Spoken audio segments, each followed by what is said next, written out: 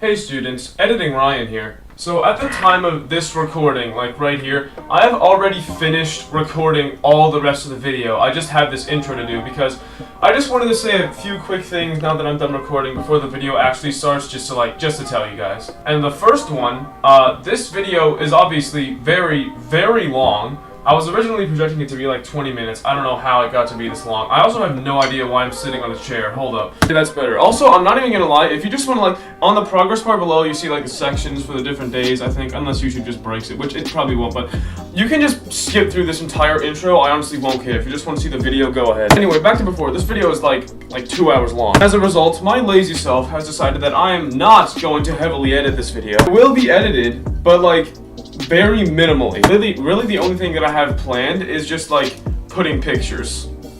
That's it. There's nothing more to it. That's all I have to say. Just whenever I'm talking about an event that's happening, I'm gonna put pictures of what's happening. And if there's nothing, then they're just gonna see my face talk. I also have 200 pictures to put in, so that's still gonna take a lot of editing, but that's really the only editing I'm gonna do. Next thing, this video is probably coming out a month after the trip, and that's just part laziness, part procrastination, but part that it actually takes a long time to make. So please don't clown on me, por favor. If you want to, you can. I really don't care. Average view duration of this video is over 5 minutes. I'll be perfectly satisfied, honestly. This video is really a whole movie. One more thing, if you this video is my recap of the trip, but if you would just want a recap of the trip in general, I'll try to remember to put the blog and the photo gallery links in the description. I'll probably forget, but if you want to see that, this might be there. I think that's about it for the pre-video intro.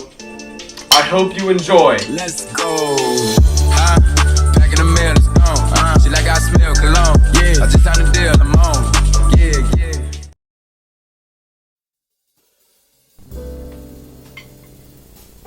So a couple days ago, I came back from what was unequivocally the best vacation of my life. For nearly 2 weeks, I left my family and traveled 5,000 miles away alone to Maui, Hawaii. Now you're probably asking, Ryan, alone? Really? You went by yourself? Well, yes, but actually no. The flights and stuff and the actual traveling, yes, I did that by myself, but when I got there, I met up with a group of people who had signed up for the exact same thing I had. So this was basically a program where a bunch of just basically teenagers go to Hawaii by themselves and meet with a bunch of other teenagers that had signed up for the same thing, and we just met and then stayed there with each other for 2 weeks, and then we left.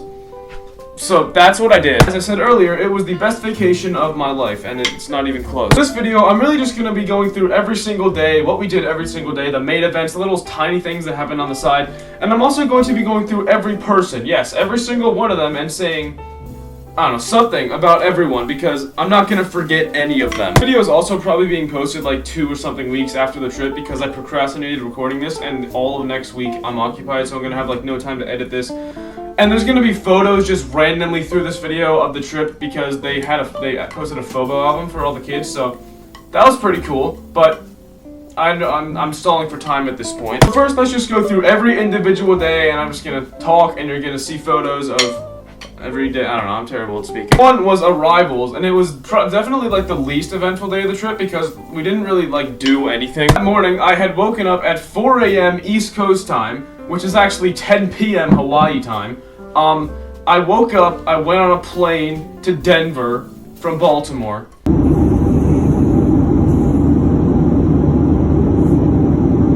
I got off, had a layover, went on another plane from Denver to Hawaii, which was 7 hours, and it was daytime, so I didn't sleep, so that was really fun. I got so much of my summer reading done on that flight, though, so I'm proud of that. So I ate an entire box of extra toasty Cheez-Its. Yeah, after that dreadful travel day, after, I think it was 13 straight hours of just in the airports and planes, which was terrible, I landed in Kahului at, I don't even know what it was, some point. It was 2 p.m. or something, I don't know. But yeah, that's the city, that's the airport that's on Maui, Kahului. So when we got there, I went to the baggage claim, and that's where I started seeing my first glimpses of other GLA people. GLA is a program we went on, and everyone had to wear the same shirt, on the trips, which is how we recognize each other. We just saw each other in the airport, and I remember Trent, the first words I ever said to him was nice shirt, because we were just passing each other in opposite directions in the airport. He passed and he was like, sup, I was like, nice shirt, and then we just went our opposite ways because we were both getting our baggage. Yeah, one of the mentors, Shelby I think it was, approached me and said, oh, you're Ryan. I'm like, yeah, I am. And then she brought me to the middle of the group after I got my baggage where everyone else was meeting. And eventually when they got all of us, I think there was 9 of us that met at the airport, And then they took us out to the van thing and drove us back to our camp, which is called Camp Olowalu. And that day was really, like, that was the most important day when it came to, like, meeting people. Because that was the day that, like, we first saw everyone, and the people we started talking to that day were kind of, like, made up the groups that, like, everyone was friends with everyone, but there were groups within the group, you know? The first day was the day that, like, those groups were made, pretty much. Yeah, that day, I don't even really think we did that much. Like, the car ride back took probably like half an hour, and there was like 9 or 8 of us, and we were already talking the whole time. Like, we didn't even know each other existed. I mean, like 30 minutes before, and we were all just getting along great, even on the car ride back.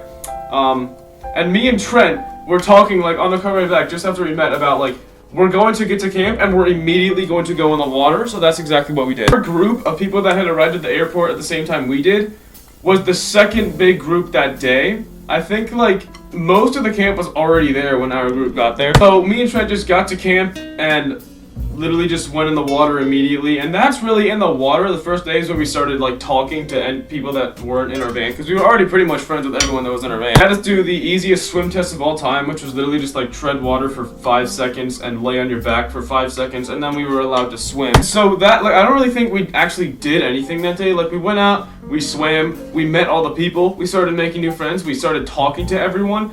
And then we got out of the water and we dried off and we had dinner. And that night, I think that was the night or day. I don't like, does anyone remember what we did that day? Because I don't. I think we had like a thing where we all like sat in a circle or something and like had to say something about ourselves, like our name and where we were from. I don't know. That wasn't orientation, I don't think. I think that was the first day. Hey guys, editing Ryan here. Last time, I promise. After I've like started making this video, I've noticed that the arrival day, I talked about it for like 3 minutes, and then all the other days I talked about it for like at least 10. So it'll be pretty unsatisfying. I don't know why. Literally the only reason I'm doing this is because it's unsatisfying if like one day is so much shorter than the others. So I'm just gonna talk for a couple more minutes just to get it to like 4 or 5 or something. I don't know, just to extend arrival day a bit, because I really didn't say anything. I said a bunch of times that we didn't do anything. We actually did do some stuff. I'm gonna talk about that here. Just like forgot about it all the last time we were recording.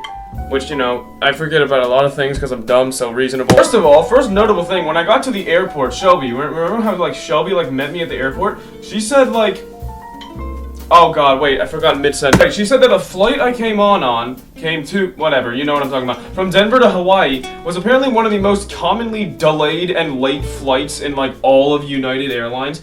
And it wasn't delayed. It was actually early. My flight, like, I think my flight was supposed to be like 7 hours, 6 minutes. I think it was actually like 6:24, which is like still annoying because it's longer than like a whole school day, but it's definitely better than I would have expected. It landed early, which like never happens in the plane world, but yeah, it landed early. Shelby was quite happy about that. Also, I never mentioned this in the intro. This has nothing to do with Arrival Day. I just feel like I should say this. Our session was session 4. We were the last session of the summer. We were like from July 31st to August 8th, I believe. The counselors had already gone through 3 sessions before us. We were the 4th. We were the last and we were the best, and I won't be convinced otherwise. You know how we went on the water on the first day? We saw turtles in the water on the first day.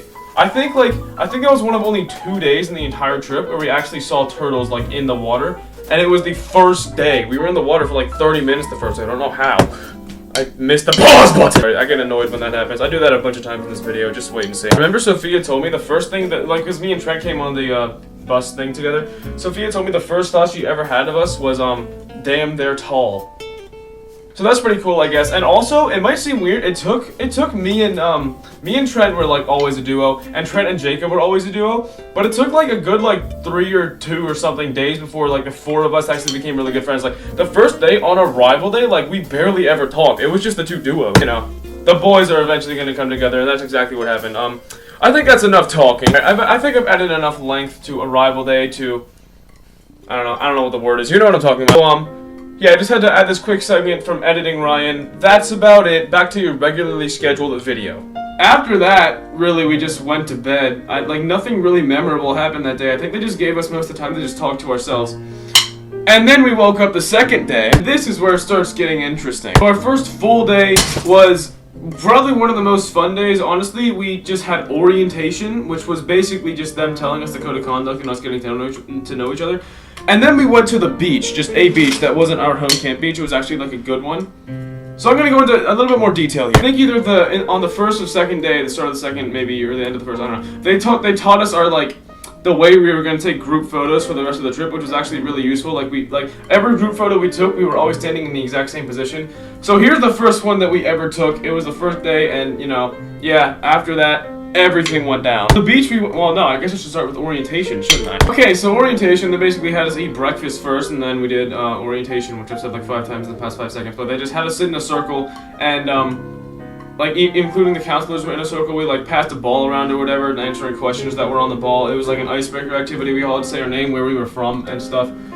What else was there? They told us the code of conduct for like an hour that none of us, especially me, really followed. Yeah, orientation was pretty boring. But then we did well, of course it's gonna be boring. I'm not saying it was bad because it was in Hawaii, but it was boring. And then we did this game where we like talked to every single person one-on-one that they had to do like some scientific thing for to make sure that everyone actually talked to stuff one-on-one. That was a terrible explanation, but I somehow caught that after dropping it from my hand. Did you see that? That was nice. So now that you have an absolutely horrific description of the orientation that really nothing happened. And then, we went to the beach. I don't know why I said "and" there. The beach, first of all, was beautiful. It was not see-through, but it was very blue water and like basically white sand, which by the way, our home camp had a beach and it was like grayish sand. It wasn't black, but it was dark sand beach, so that's pretty cool. While we were at the beach the first day, that's when I learned that like all of us had one thing in common. All 17 of us, because that's how many people were on the trip, loved being in water. Like if you just take my main friend group at home, for example, there's like 9 of us, and I'd say probably 3 people actually like being in water. Me and Karan and Rashab are the people I go to the pool with, and that's pretty much it. Like no one else enjoys any of that. Like when you get people from all over the world to come to Hawaii where they know there's gonna be water everywhere, it's great having a group of people that like are so different in personality but all share one common interest, and that's exactly what we had. I thought it was just gonna be the same at home when people like creeping into the water like, oh my god, it's so cold. No, every single person would just like, yeah, I'm getting in and I don't care if I'm cold or not. Like that's really helped for the rest of the trip. Anyway, so the beach in the first day was pretty chill. It was really fun. I may or may not have violated the no jumping policy that I didn't realize existed. That's the first example of me breaking the code of conduct, but this time it was actually accidental, so it doesn't really matter. And so we all went to the beach, and really there was nothing to say except something later, but we went all the way like up to we were just chilling on the beach for like an hour. I don't really know what to say about it. And then we saw a turtle. It was all the way on the other side of the beach, and it was not in the water. It was on the shore. At first I saw it, I was like, no way it's alive. And then it moved its head. It was alive, and it was huge, and it was just chilling in the sand, and it didn't care that we were all staring at it, because apparently that's the thing. Turtles don't care about people. That was really cool. On my first full day in Hawaii, I was like standing 2 feet away from a turtle. It was just chilling. That was pretty nice. And then I violated the no jumping policy because there was a thing of rocks right next to the beach that I like may or may not have jumped off like 3 times, one of which was a flip that I could have died on, but that's besides the point. That was like a thing for like the rest of the trip pretty much. Everyone was like, well, at least I'm not dumb enough to do a flip off of the rocks that were very dangerous, which to be fair, that's true, but it was fun, so it's worth it. I have no regrets. Yeah, also that day I got this bruise on my knee that you definitely can't see because we were swimming out really far, and then we were swimming towards the rocks for some reason, and I learned that there are very rocky beaches in Hawaii, especially when you go out far near rocks. So there was this wave, because the currents were also strong out there. It slammed my knee into a rock very hard. It was the first day of Hawaii, which was like almost 2 weeks ago at this point. No, a little bit less than 2 weeks. And the scab is still there, so that's great. So yeah, that was fun. I was like genuinely scared, like I'm gonna drown for 15 seconds, then I was like, no, wait, I'm fine. Like, I consider myself to be a strong swimmer, but for like 15 seconds there, I was like, yeah, this is, I probably shouldn't be going out here. I'm going to get you some high action footage of me closing the blinds, because I need to extend runtime. I don't know why, I just feel like it. Yeah, this lighting is not going to work, hold on. Yeah, so there were some very interesting events that happened on that first day at the beach, and then we had lunch there at the beach, and that's really it, I think. I think I mentioned everything notable that happened there that day. Then we went back, had, your mentor groups and stuff. Oh, I should probably talk about that. There were 4 mentors and 17 students, and each mentor got a group of students that were just, like, random.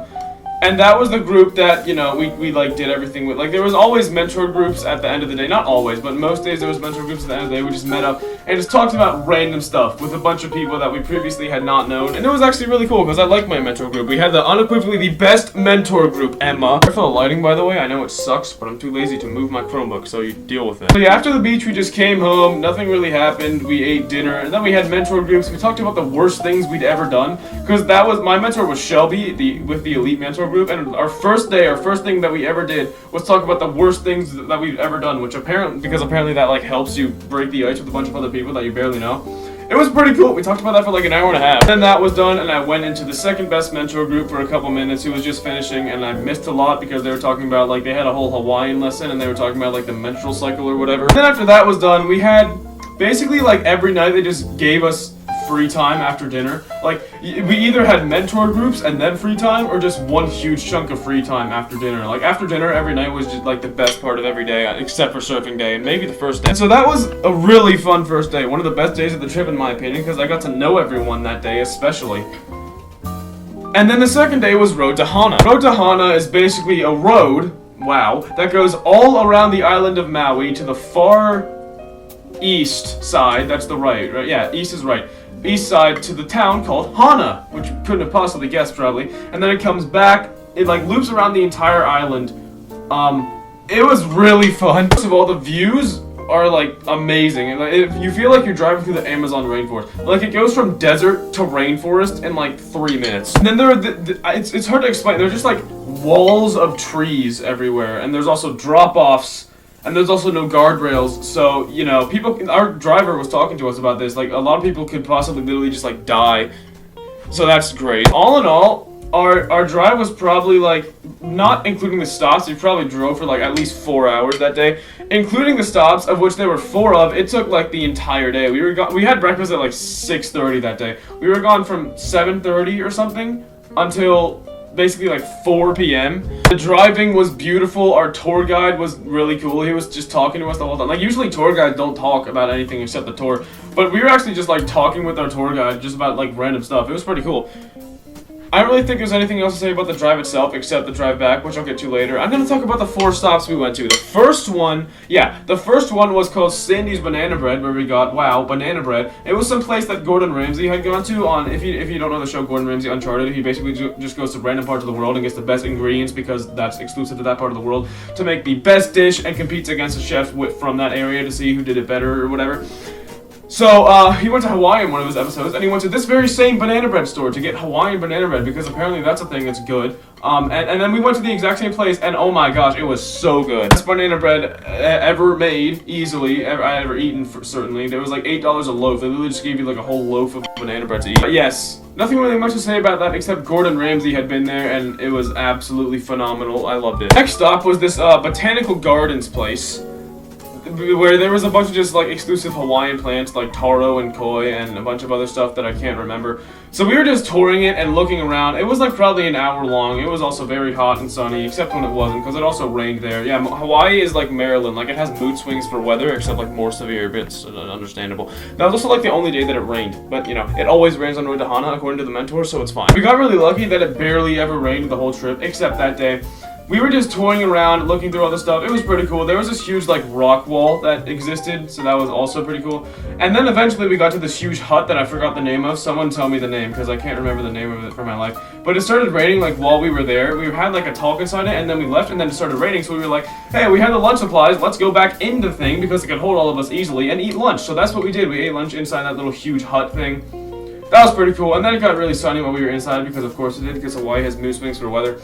And so once we were done, we went back out and left, and I found a coconut on the ground while we were walking back to the van, and I just like drank out of the coconut that I just found on the ground. I'm sure it wasn't poisoned, guys. Yeah, we're fine. So we played a game of tug of war for some reason, and a bunch of other stuff that I can't remember, but tug of war was the main thing. The third stop was this place that I can't remember the name of. Oh god, what was this name? I don't know. We got ice cream there, and also coconuts that literally you could just like put a straw in the coconut and drink the coconut water out of it. It was good. I think I ordered like coconut and lilikoi mixed ice cream, so that was nice. Also, Trent paid for me in the banana bread because I forgot his money, so I paid for him at the ice cream place because they were both $8 for a thing, so it was kind of perfect. Like, I would have owed him $8 when I was just like, I'll buy this for you. So that was pretty cool. That probably has nothing to do with anything, but I just felt like saying that. I got ice cream, so did a bunch of other people, but a bunch of people just ordered coconuts, and we're just drinking from the coconuts. You could also take a spoon and like scoop out the stuff from the coconuts, literally just straight coconut meat, which apparently exists. I didn't know that before I came, but yeah, it was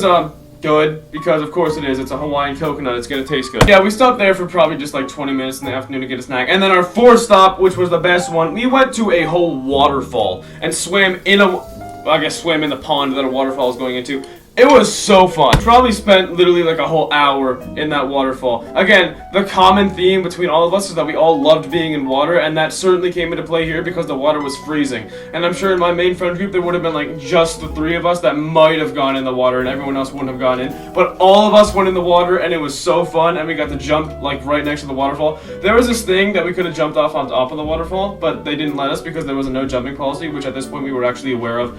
We did get to go like kind of behind the waterfall though, because there was like a rock path and we could jump into the actual waterfall, so that was pretty cool. I mean, we got like destroyed by water and also the sun because we got sunburned, but not as much as sailing day, but that's irrelevant. But yeah, we just swam in a waterfall for like an hour, and it was the best experience. Well, not the best. One of the best experiences of my life. And also this picture, that is one of my favorite pictures we got on the entire trip. It's just, it captures the mood of our group so well, so I just love it. Anyway, after that, we went home, and our drive home from Maui to Hana was like 2 hours because we had, for some reason, like a 2-hour non-stop drive from the waterfall home. We didn't make any more stops along the way.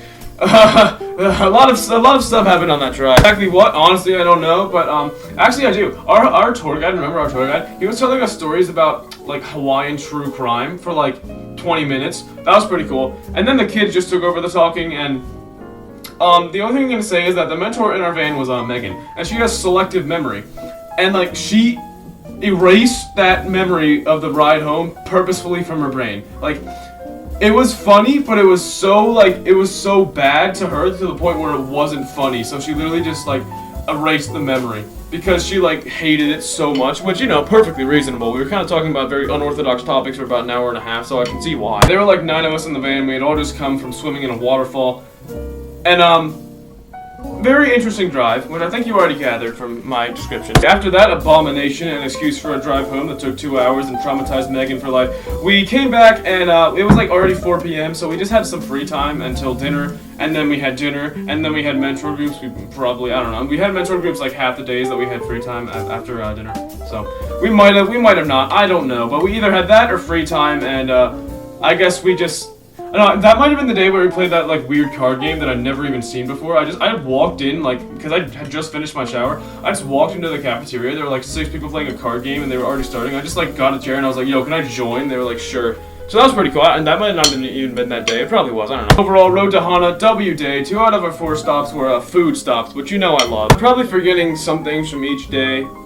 I'm just gonna have a section at the end where I just say like a bunch of random things, so I might remember some of those, but yeah, that's really it for Road to Hana. That's all that I can remember. I got most of the key points. That's all the important stuff. And then the next day, what was the... Well, I don't even... Hold up. Wait. Yeah, so after Road to Hana day, which was day 3 if you count Arrival day, we had 3... Well, I guess 4 if you count Kipuka Olowalu. 4 straight days of just service, which is really what we were supposed to come to Hawaii for, but like we were there for like 8 full days, and we had like only half of those days that we actually did service, and on those days we did service, we did like 2 hours each day max. You know, we did service, but we also had fun, which I feel like is perfect. I love that. All 3 days, well no, well yeah, okay, so the day after that we went to this place called MOCMI, which stands for Maui Marine, no, it doesn't. Maui Ocean Center Marine Institute, there you go. And the 4th day we went to some place, I'll tell you about that later, but the next 3 days, we went to MOCMI, MOCMI, whatever you want to call it. One day, I think the first day we had a lesson about coral. The second day, that might have been, I don't know, I don't even know what we did the second day, but our 3rd day we had a lesson about turtles. So that was pretty cool. We just like watched a presentation for like 45 minutes to an hour each day, and then we did some service things, like I don't even remember what we did. But really, that was all the service we did, and the rest of the day was really just free time for like all 3 days. On the coral day, they had like microscopes set up that we could actually look at coral and like the difference between living and dead coral and stuff. It was pretty cool. We were all just looking through the microscopes at the coral, which had like screens, by the way. They didn't have like actual scopes or whatever you call them. that was pretty cool. We also watched Coral like eat a squid, like a dead squid, because apparently that's a thing that they can do. It happened painstakingly slowly. We were standing there for at least 20 minutes waiting for it to happen, and it moved like an inch total. It was really annoying, but it eventually did it, so that was pretty cool. So another thing about MOCMI, they take in and take care of sea turtles, like in the wild, that are like injured or damaged or something. So we just saw a bunch of sea turtles just like chilling in their tanks, and there was also, they were growing coral there, and they had like fish in those tanks. They eat the algae off the coral that kills the coral, which normally is the turtle's job, but that's, and the fish, I guess. But the turtles do that too, fun fact.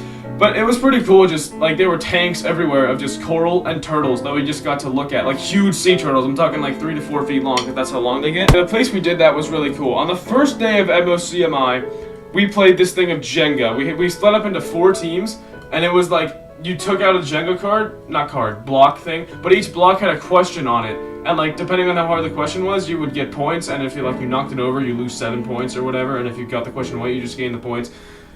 And the first day, my group won Jenga, and the third day we also did Jenga, and my group got 2nd place in Jenga. Let me see if I can remember the scores. The first day I have no idea, but the third day, for some reason, I remember the scores. Our first game, like the semifinals, we won 46-20. And then the finals that the 2 winning teams played each other, because there were 4 teams, you know. We lost 40-23. I don't know why I remember that. Yeah, we lost because we knocked over the tower because we kind of sucked. And then on the second day, the one in the middle, we had a beach cleanup, and then we also played a game of Jeopardy that my team won again. Also, my team all 3 days was just the boys, so just me and the boys. We won 2 out of the 3 games because we were elite. Oh yeah, so the 3 days went 1 Jenga, 1 Jeopardy, lost Jenga. But then again, it's just a game. It doesn't matter if we win. No one cares. What else did we do? Oh yeah, the second day we had a beach cleanup. I barely even talked about that. No, that was the whole lesson. We didn't have a lesson the second day. Because the second day, I don't actually think... No, we did. We went to the place. I don't remember what we did there, but we didn't go for as long. But the first and third day, we had coral and turtles. And the middle day was beach cleanup. That was the main thing, I think. I don't know, I might just made that up, probably. Yeah, on the beach cleanup, they had us split up into groups of like 3. And yeah, it was me, Trent, and Sophia, and all of us really were just like walking down the beach and speaking of it's exactly what a beach cleanup is. You know what that is. I don't have to explain it. And then we went up and played Jeopardy and ate lunch and climbed tree. Oh yeah, let me tell you about the game. Me and the boys, obviously we got bored because everyone's just standing around. I think on the final Jeopardy question, it took the teams like half an hour for some reason to finish their answers. We finished ours in like 5 minutes. So we were bored. So what we did, we invented this game where one of us would hang upside down from a tree, and then the other ones would try to squirt water into their mouths from their water bottle. Who made this? I don't know. Why did we do it? I don't know. But was it fun? Absolutely. We had to find some way to entertain ourselves. It was also pretty fun. Also, the trees there next to the beach, they were extremely climbable. So yeah, that's kind of what like started it. I was the one who started climbing trees, and then everyone else just started doing it, and someone started to like squirt water in my mouth, and everyone was like, "Oh, I want to do that." So yeah, that's just how men entertain themselves. And beach cleanup was absolutely disgusting, by the way. Like we found this bag of like shrimp. Not like dead shrimp. Well, yes, dead shrimp, but like not just ocean shrimp. Like it was made to be food, and then it was put in a bag, and no one ever ate it, and it was floating in the ocean for probably like 5 years. There were maggots inside it, and it smelled absolutely disgusting. So that was great. I also found a bunch of like homes of homeless people by the beach that just like made little stick-looking teepees. So we kind of committed trespassing, but that's fine. I'm kind of just doing like one big section here for days, all 3 MOCMI days. I just kind of realized that. That's fine. It makes the video go by quicker. I've been recording for way too long already. After that, nothing else really happened. But on the MOCMI days, after our lessons, like the lessons usually happen in the morning, and then in the afternoon, there was this place. Like it was a whole aquarium, by the way. MOCMI was. So they just let us loose in like the aquarium and also the massive gift shop that was like 8 trillion square feet. So yeah, they just like said, okay, be back by like, I don't even know, 2:15 or whatever.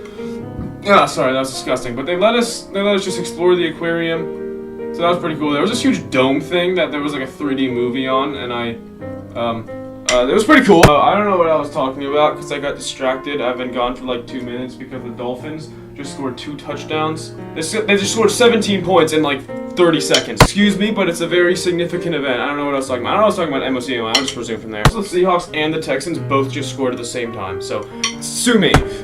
I just missed the pause button. That always happens at least once a video if you haven't watched my content before. I have to split this into 2 parts because there's no way I'm finishing this today. I've already been recording this for like an hour, even though it's 20-something minutes long. Okay, on day 1 of MOCMI, they let us loose in the little place that had everything. It had an aquarium, it had a gift shop. There was a bunch of other stuff too. One of the things there was a store, and I got a pineapple Dole Whip there, and it was pretty good. What is a pineapple Dole Whip? Basically just pineapple ice cream, and it was from Hawaii, so obviously it's gonna be good. So we got that. I got mine with a float version, which is like a pineapple Dole Whip with like pineapple juice inside of it, which cost like $2 more for some reason, but it was good. You know, it's $2. Like, I'm gonna spend $2. You know, it doesn't matter. So after that, we had the beach cleanup day, and then after that, we had the 3rd MOCMI day, which I don't even know what happened that day. A bunch of stuff probably, but I'm kind of doing one section of all 3, so because those 3 days, that was the same day. Like it happened like 3 times. I'm definitely forgetting a bunch of key components that happened at least a couple times through those days. Let me look through the pictures real quick. I'll probably remember something from the pictures. 2 things. A, we touched a starfish. B, I wrote the blog one of the days.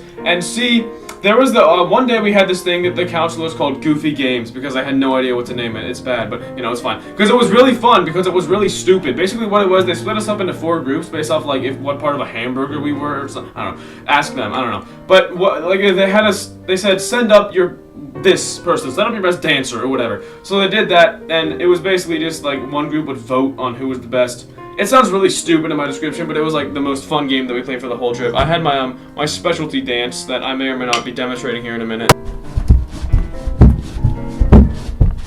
That dance in itself should give you a pretty good idea of what Goofy Games was or whatever, because that sums it up pretty well. And why did the camera quality just die?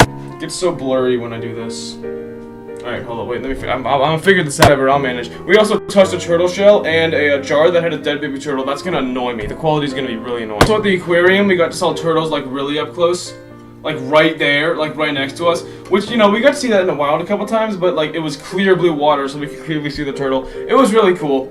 That quality is really gonna annoy me. Okay, I'm gonna finish this day, and then I'm gonna stop recording for today. I'm gonna finish tomorrow because I don't feel like doing it today. And oh my god, the quality of the pictures on screen will make you realize that the quality is it'll distract you. I don't know. That fell apart mid-sentence. So then we went to this absolutely beautiful place where we got to watch the sunset. We also had mentor groups there. It was absolutely amazing. Also, we took my favorite picture of the entire trip, besides maybe the waterfall one, but those 2 pictures top 2 easily. I love this picture so much. It's amazing. It just shows all of us in the background. It's amazing. And then, no, that was earlier to the day. The day before that day, I don't know, one of the 3 MOCMI days, MOCMI, we saw this. Oh my gosh, that was so cool. We saw that while we were in the water, too. Like, we were just chilling in the water after one of the MOCMI days, because, you know, free time, why not? And we saw this rainbow. It was so beautiful. It was amazing. It was a double, too. You can barely see it, but it was a double. It was absolutely stunning. Okay, that sunset place was so cool. It was one of the best sunsets I've ever seen, because it was like a place that was specifically made, not really made, people like marked it out just because it had amazing sunsets. We got some of the best photos of the entire trip there. Me and Trevor were just throwing a frisbee like across the water because there were 2 different piers. That was pretty cool. And then we had mentor groups there, and we saw a bunch of crabs there, and me and Trent went out into the beach there. That was extremely rocky, probably one of the rockiest beaches that we ever went to. And that's really saying something, because on the first day we went to a beach that like killed my knee and also my wrist that I hadn't even mentioned yet. But yeah, my wrist is fully healed now. But like during the trip, it was only my right wrist, but there was just so many bruises on my right wrist. This quality is absolutely horrifying. The 3 MOCMI days were pretty cool. We did some service each day. We had some free time each day. Didn't really do anything major any of the days. I feel like those were the most like mundane days of the trip. But absolutely amazing, I must say. I don't know why I said that in a British accent. Sophia would approve. But yeah, the summary of the 3 days is basically just day 1, coral, day 2, and Dole Whip, day 2, beach cleanup, and I don't even know, Jeopardy. Sure, let's go with that. And day 3, sunset and turtles. So there you go. That's really all you need. And now I'm gonna stop recording because I've been recording for way too long. I'm gonna record the rest tomorrow. So, yeah, I'll join you for the what's it called? Kipuka Olowalu. Next time you see me, it'll be hours later, and I'll be talking about Kipuka Olowalu, god damn it. But yeah, God, this quality, sorry. Future me, take it away. Hey guys, it's the next day. Welcome back to Top 10 Things You Missed in Avengers Endgame. It's now like 12:22 p.m., so I'm going to continue and hopefully finish the rest of the video today. I think I finished all the MOCMI stuff yesterday. I probably didn't. I'm gonna have this section at the end where I just say everything I forgot, but Yeah, from every day, not just MOCMI. But next day was Kipuka. Yeah, it was alphabetical order. So Kipuka. God, Jesus. Kipuka Olowalu. That's what it was. As you may recall, our home base camp place was at a place called Camp Olowalu, and this is Kipuka Olowalu. I don't know why, but that's a cool, addition. This day out of all the days was probably the day where we did the most, like, actual service stuff. We actually did it for, like, more than an hour in one day, which we had not ever done. Basically, it just started like a normal day. We woke up and had breakfast, and then we drove to this place that wasn't really that far away. I don't even know what it was. Well, yes, I do. It was Kipuka Olowalu. That's the place we drove to, because that's, where we went. That's what the day was called. What we did, there was this Hawaiian plant that I might have mentioned yesterday. I don't know. It was called taro plant, and it's, like, one of the most important Hawaiian plants, and it grows in these, like, little patches of water, these really muddy patches of water that they had us walk in and take algae out of for an hour. So that was disgusting, but fun. It wasn't really that fun, but it was important. There's also this dog there named Joy. I love Joy. Joy was so smart too, because I don't even because she was like laying down in the dirt and then covering herself in dirt because it was colder than just laying in the sun because there's shade and sun. Yeah, that probably made no sense, but I just need to get into my like recording groove. I haven't done that today yet. Yeah, we were just walking through algae for an hour, petting the dog and stuff, and nothing really much happened of note. We got a bunch of algae. We found some dead dragonflies and dead centipedes in the thing, so that was great. There were probably live centipedes that could have like bit our toes off. Daisy moment. After that, they brought us back down to the place with the leaves and stuff. Oh yeah, before that, I completely forgot about this. There was like this worm thing, this huge box that was literally just like a worm house. I forget what it was called, but it was like it had a bunch of grass and I don't know, dirt and mud, and there were a bunch of worms in it. And we got to like hold the worms in our hands and stuff. Because we had like a guide person, I don't know what her name was, but she knew everything about everything that was there, so she was like, yeah, you can pick up the worms, so we did, so that was cool, I guess, I don't know. We had that worm thing, went up to the taro plant thing, played with the dog and stuff, washed off our everything, and then we went back down to the place where the worm thing was, and we raked leaves. Well, I mean, we were supposed to do like service stuff for like an hour, but we ended up doing it for like 5 minutes because that's all there was to do. We just raked leaves, and there were like 17 of us, so it's not going to take an hour to do. I found these, I don't even, like, these cutter things, and I kind of like kill the plant like with it accidentally. Well, no, not well, accidentally, but also on purpose. You see, I didn't think it would work, so I like cut a tree, and it worked. It was like a little mini tree. I don't know what kind of plant it was, but I've never seen it before. It was like a little. It was like this wide. Me one, but like I kind of broke it, and then I was bouncing it on my finger. That was the thing. I was bouncing on my finger. Yeah. So that I found that looking thing. They were like these huge cutter things like this. And then I raked leaves for like 5 minutes, and we brought them to this place, and then Tegan was spreading them out, and we watched some guy named Ua. He was native Hawaiian, and he was telling us. I don't even know what he was telling us about because I wasn't paying attention. I'm sorry, but. He was telling us about some stuff for a couple minutes, and then he had this shell that he like blew into, and it was like you know the sound of like when a raid in Minecraft happens? That's what it sounded like, the horn looking thing. Sorry, that was a very weird comparison. And then we found this like neon gecko on this leaf. It was actually really cool. It was like pink and green, and James turned into a full like hunter for like 5 seconds. He did. It's hard to describe what he did, but he somehow caught the gecko that really did not want to be caught off of a leaf, and then he was just holding it in his hand, and a bunch of people got to hold the gecko in their hand, so that was pretty cool. Just a wild, like, neon green gecko that we just found on a plant. By this point, it was still morning, so we had to eat lunch, so we went to this creek to eat lunch, and then we, like, went swimming in the creek, so it was pretty cool. Like, when I went to Hawaii, I didn't think I would be swimming in anything that wasn't a beach, because, you know, it makes sense. I didn't think I would be swimming in a pool, but, so far, we swam in, like, 5 separate beaches, and also a waterfall, and now a creek. So that was pretty cool. It was pretty fun. We ate lunch and then we left. And at one point went like a mile downstream to go behind a rock to pee because everyone kept saying that they saw him and wanted them to go further. Sorry, that was completely irrelevant. I just felt like saying that. And that was really all that happened in the morning. And then in the afternoon, finally we went to Lahaina. This is Lahaina, basically just an enormous shopping center with a bunch of stores and stuff that we stayed in for like 2+ hours. It was pretty fun. Basically just like a shopping center. Like at MOCMI, they had let us go in like the MOCMI aquarium place, which was like an aquarium. There were some outdoor attractions, you know, stuff, whatever, I don't know, gift shop.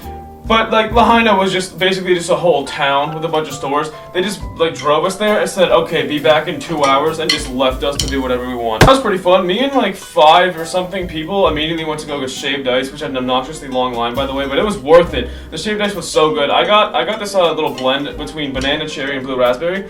Absolutely elite. A bunch of other people got like a bunch of different flavors. We were trying each other's flavors. I tried like passion fruit, I tried guava, I tried pineapple, I tried coconut. I tried definitely a bunch of other things. Mango maybe? Green apple? Green apple already. I don't know.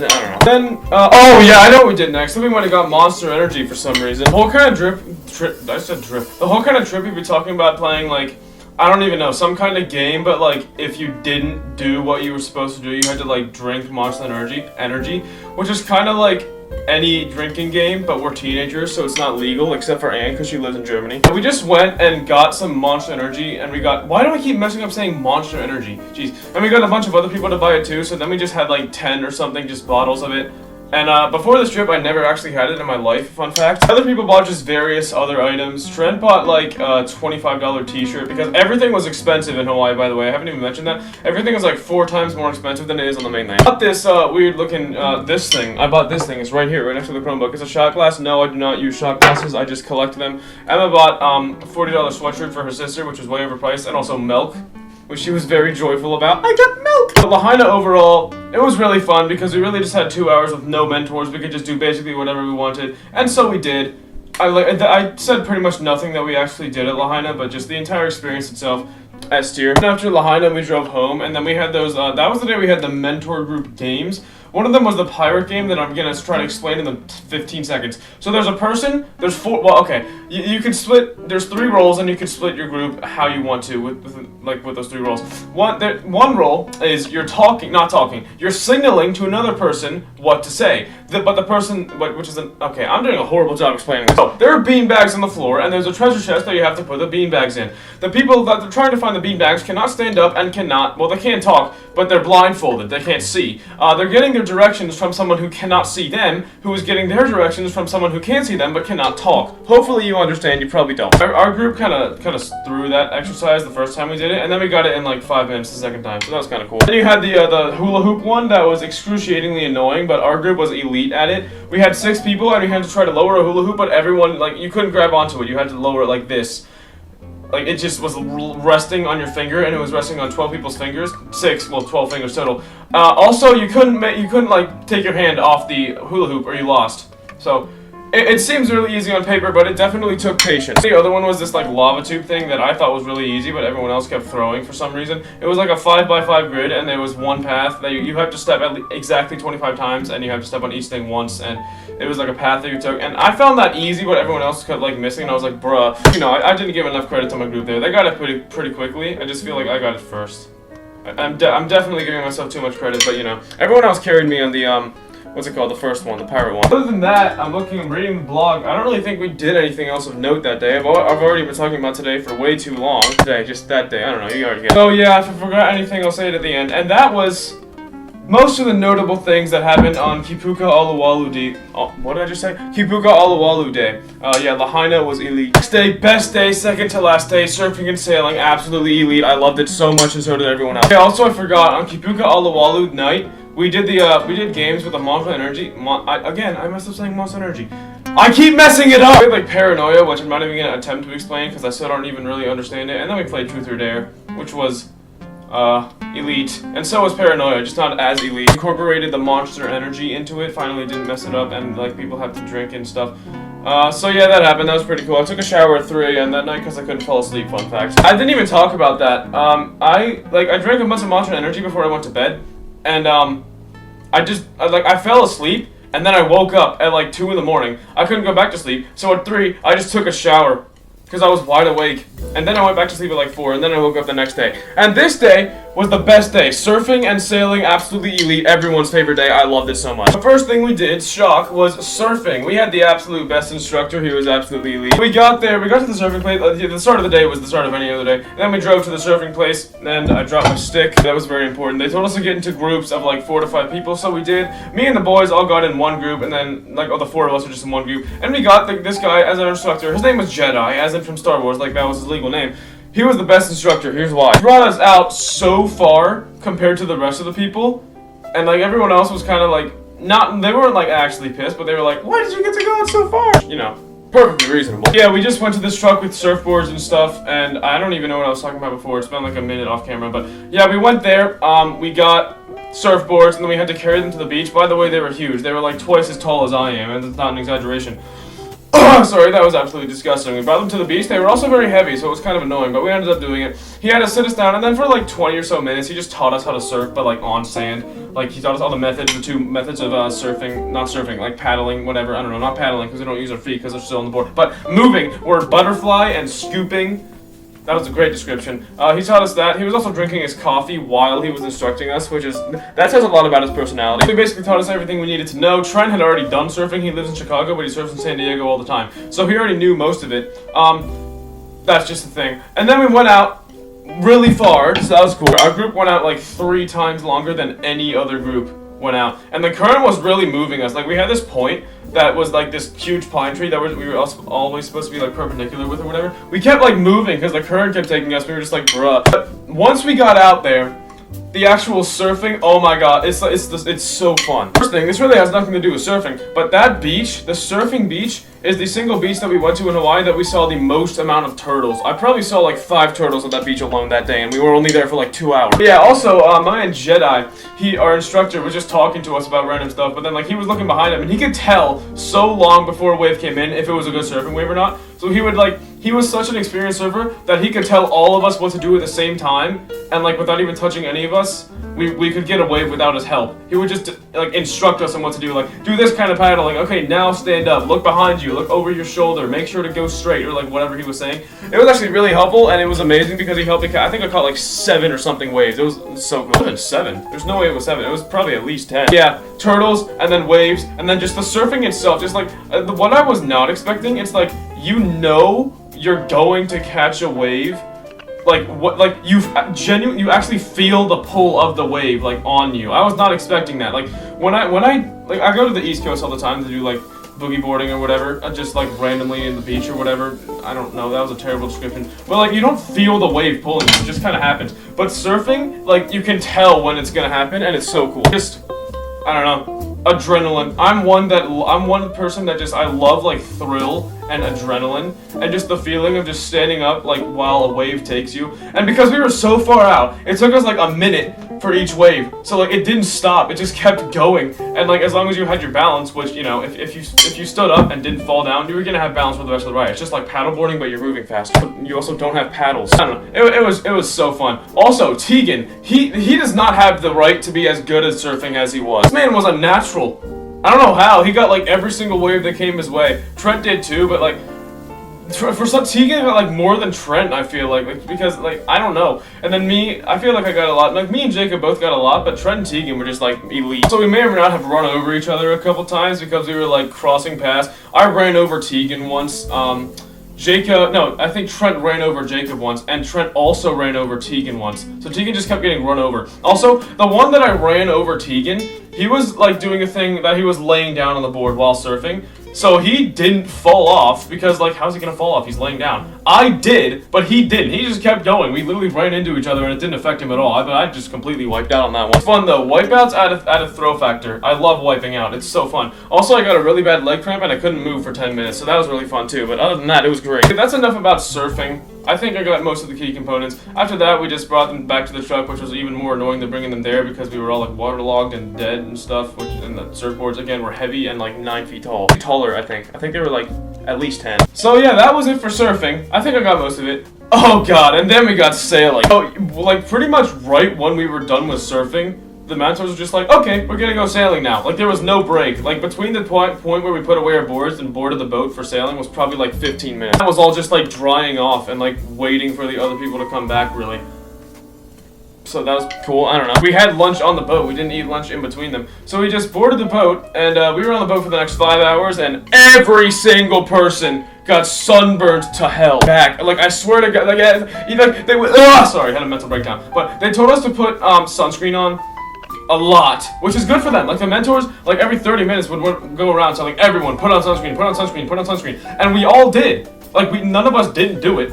And we still got absolutely destroyed by the sun. Every single one of us. I think you can still see the tan line on my leg, especially in the shower. Was I talking about this earlier? I don't know. Yeah, basically what it was, for probably like 5 hours we were there, we had 1 hour on a boat to go to a place where we stayed for an hour. It was like a snorkeling place. Got back on for an hour, then left again for an hour, then took us like an hour to come back. I think that's a pretty accurate description. And we got on the boat, everyone was like eating lunch and stuff, we were all just chilling. There was like, it was a catamaran, we had a whole private catamaran, by the way, I didn't even mention that. Like, it was just us on it and like the boat captain and stuff. He was cool, he was like explaining the rules and stuff. But other than that, it was just literally a private catamaran, and there was like a little net thing, like a thing of ropes. I don't know, it's really hard to explain. You could look through it and see the ocean passing below you. Like 10 feet below you. Yeah, for probably like half an hour, I was just like laying down on that with my hand like below, touching the ocean as it was going by. Because I could reach the ocean, by the way. Like, just with my arm. That's how close it was. It was a lot less than 10 feet. I don't know why I said 10 feet. Yeah, I was just laying there chilling, just watching.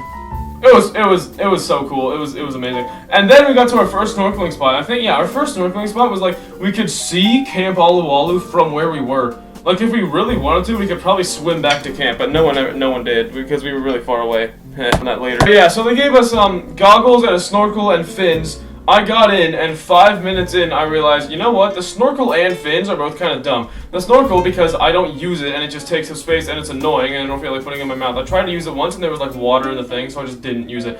And the flippers, I didn't use it because A, they kept falling off, and B, they were impacting my ability to swim straight down, which I really wanted to do. Just, I don't know, because I felt like it. I just wanted to swim and touch the bottom, which is like 20 feet deep or something. It's like the ocean, by the way. Like, we were just looking at coral below us. I didn't even mention that. I jumped in, 5 minutes later, I came back, and I jumped back in with more goggles. Then I think I came back again because there was, like, defog that I put on my goggles, but I jumped, I did a flip in, and, like, it got in my eye while I was doing the flip, and it was hurting because I had goggles on, so I couldn't, like, I couldn't rub my eye because I had goggles on. So I had to come back, fix it, and wait for the defog to actually defog. And then I went back in and met back with everyone, and then we were just, I don't even know what we were doing. What I do, that was the time that we found the turtle, and we were swimming after it for probably 20 minutes. It was like me and I think like 6 or something people just swim after one single turtle for so long. Also, turtles don't care about people. I don't know if I've mentioned this yet, but like usually animals like run away when they see people. What is going on with the video quality? I don't know. But turtles don't care about people. They just like, they know you're there, but they don't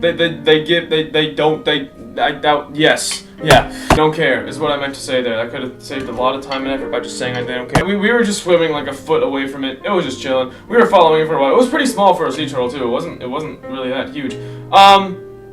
What else was there? I don't know. Probably something. Yeah, so we got pretty far away from the boat. It was swimming like horizontally to shore, like parallel. So we just swam after it, and then we swam back. I touched the bottom a couple times because like there's like sandy patches and then there's corally patches. So I touched like both of them, but I didn't touch any live coral because I could have damaged it. I touched dead coral because that was everywhere. And then we came back to the boat, and then we were just riding on the boat, I guess, for another hour. And I think that, or maybe the first one, I don't know. But at some point we saw a monk seal, I think is what it's called. I was right, it's a Hawaiian monk seal. There are only 300 of them left in the world, and we saw one in the wild. That was pretty cool. Just right on the surface too. Like, it was just chilling. Our boat went right next to it. At first I thought it was a turtle, so I was screaming like turtle. Then I realized, wait, turtles usually aren't gray. And it was just a seal. It was just chilling there. So yeah, we saw that. And then we spent like an hour or whatever. And then we got to our next snorkeling spot, which was infinitely cooler than the first one. Here's why. You could see like ruins under the water. Like where we were snorkeling, there used to be like a whole thing, like dock of stuff and human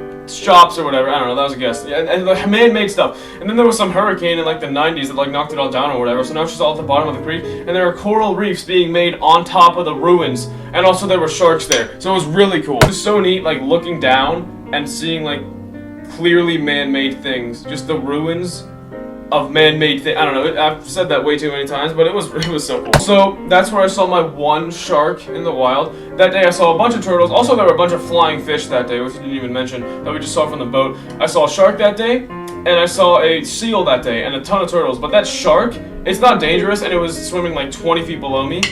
But I still saw like an actual wild shark. I missed the pause button again. So that was pretty cool. Me and a bunch of people were just like swimming all the way down. Like, we saw a couple turtles and stuff. I don't know, I don't even really know what we did, but we were in the water for like an hour, just doing whatever teenagers do, I guess. So that's why I learned how to do a backflip into the ocean off of a boat. I don't know, I was just bored, so I just taught myself. I did either flips or backflips off of that boat that day, probably at least 20 times. That's such a cool experience, by the way. If you can do that, do it. I also saw a bunch of scuba divers. Like, we had like goggles and stuff, and we could swim down, but these scuba divers like actually had oxygen tanks and stuff, and they were just swimming at the bottom of the reef, just like 20 feet below us, and we were just like, oh hey, that happened. On the blog, it says a bunch of stuff about, we went snorkeling. I did not go snorkeling. Snorkeling is overrated, but Hawaii itself is massively underrated, even though everyone always thinks it's amazing. Anyway, yeah, we all got absolutely destroyed by the sun, especially on the way back. I don't know why. The way back was really chill. I don't know what else happened that day. We just like went back and probably just had dinner and had mentor groups and went to bed. We probably did something stupid that night like we did the night before. I just don't remember what it is, but I can definitely, yeah, no, we did do something stupid. At least I did. Not really, well, okay, I missed the pause button again, but not really stupid, but just memorable and like dumb. That kind of, okay, yeah, it was pretty stupid. I don't know. Okay, I'm probably gonna cut this part out. But yeah, overall, surfing and sailing day, top tier day, probably the single best day of the trip. Absolutely amazing, S tier.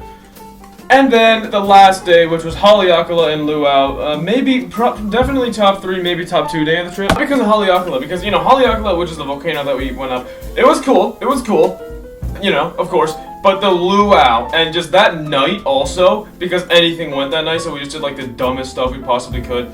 That's why it was great. I don't know what I was talking about, it's been like a minute plus off camera again. First thing about Haleakala, its elevation is 9,740 feet. At least that's where we went. It goes higher. It goes over, I think it's like 10,023 is its max. We went to at least we went higher than 9,700, but not as high as 10,000, unfortunately. We drove there, which took like 2 hours, by the way, which like an hour and a half of it was on this one single road. There's like one road that just goes up the entire mountain. And it's pretty cool. It'd be so fun to bike down that road, except I'd probably fall off and die. It'd take like 3 hours, but it would be fun. Yeah, we drove up, which took 2 hours, then we finally got there, and really at the top of the mountain, there wasn't really much that we did besides like hike. There was this viewpoint that we stayed at, and this gift shop there. We stayed there for like 20 minutes or something.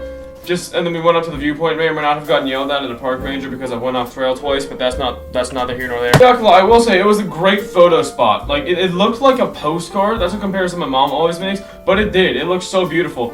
We got so many pictures with all the people up there. The gift shop, too, was really cool. We spent like 20 minutes in there. And then we ate lunch, and then we went on a hike. That's really all we did. They just said, go for, like, they let us go by ourselves. The mentors let the kids go by themselves. They said, like, who's going to be first? Obviously, it's going to be Trent because he's 6'4", and he walks the fastest, and he also runs sometimes. He set a timer for 30 minutes, and he just went down. And then when the 30 minutes were up, he came back. So, that was pretty cool. I was with him for a lot of the time. I don't know. It was really just a hike. I think we spent, like, less time getting up than we did coming down because the entire way down was downhill, obviously. Well, obviously.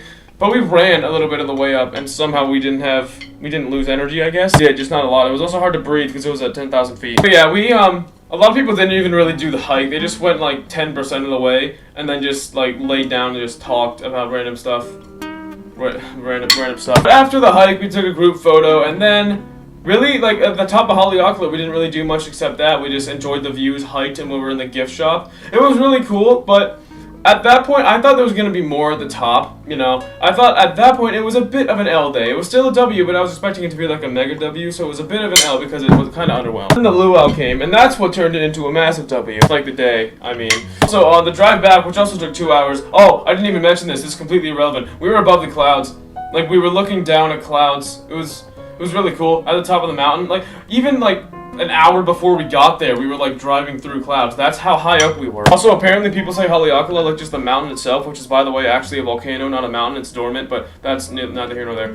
It's like a kind of a goddess or whatever, or something, or there's a goddess like on top of it. I don't know. There's something. But the rocks are its children, and if you take a rock, then there will be minor inconveniences in your life.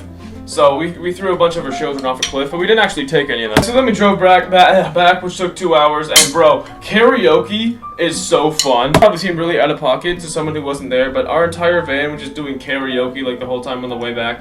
And Kali like boosted my self-confidence so much in that ride back because she kept saying I was a good singer. Anne was a good singer, but she was shy than me. She was shyer than me because she wasn't actually singing, but when she did, she was good. I don't know if anyone else is actually doing it besides me and Ant. Well, Trent tried, but he's tone deaf, so he can't, like, he physically is not able to, like, sing correctly because everything just sounds the same to him. But, bro, me and Ant were, like, an insane duet, I'm not even gonna lie. Oh, Kanye, too. Kanye was so good. Kanye were the best duet, actually. I changed my mind. Kanye was elite. So for 2 hours, we were just, like, doing that, pretty much. Nothing really else, because we were all basically exhausted by that point, which is kind of weird because we still had a whole luau to go through. Yeah, speaking of luau, that's what we did when we got back. We got back, and, we had like about an hour to prepare, and they said like, once you're done, you can have your phones until we leave, and they gave us like 2 hours to do stuff. All the guys were done in like less than 10 minutes. It's funny because we all wore the exact same type of things. We all just wore polo shirts, and dress shorts, or whatever they're called, I don't know, and slides. Trent was about to wear a Hawaiian shirt, which I wanted him to, but he changed it to a polo shirt at like the last minute. So all four of us, like even though they were different colors, we wore the exact same thing. After it took everyone 2 hours to get ready for some reason, except the guys because we're just elite, we went to the luau. I don't know what I was expecting, but what I found was not it. Still good though. I don't mean not it as in bad. I mean not it as in like not what I was expecting, but it was still S tier. I don't know how they did it, but the people who wrote the luau somehow constructed their show to make that, like, they made me feel like a pedophile and a sexist at the same time. Which, like, that takes talent. And more on that later. The first thing we did when we got to the luau was they gave us leis, which were edible. Like, they were actually made of real flowers. You don't know what a lei is? Oh, well, it's a thing of flowers that you put around your neck, like, everywhere you go in Hawaii for whatever reason. 99% of the time, they're fake. But if we go to a luau, apparently, they give you a lei that's actually real. The camera quality sucks. I'm gonna fix it. Hold on. Oh, it actually did just fix. I was experimenting for like a minute off camera. It didn't fix, but it fixed right when I started recording. That was nice. Anyway, so yeah, I was kind of just chomping at my lei. I just mixed up luau and lei. I just chomped at my lei like all night just because I felt like it. My lei did not look the same by the end of the night. But also they just gave a bunch of random edible flowers in all the meals, so that was pretty cool. I ate like half of them. I ate all of mine and like half the entire tables. Because everyone was like, I don't want my flower. I was just like, I'll take it. So I took it. Oh, yeah. I'm supposed to be talking about the luau. We didn't have chairs. We also had front row seats. We just sat on pillows. That was pretty cool. They also told us to not bring us alcoholic drinks. Like the what's it called?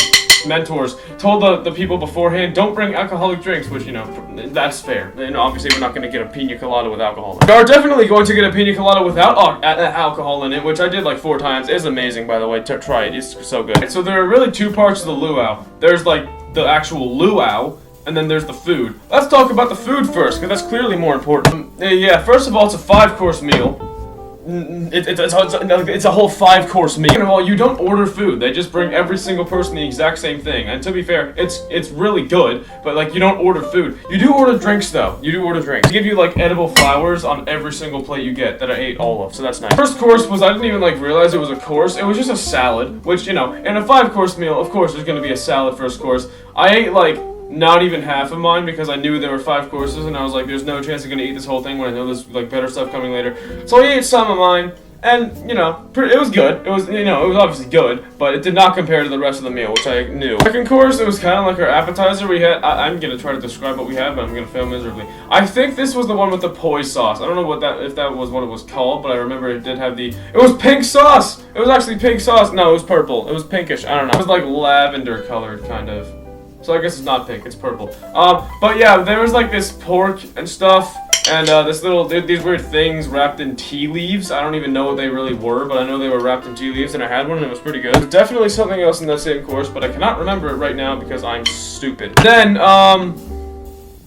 wait, what was next? Because I can think of 4 of the courses. What was the 5th? I don't even remember.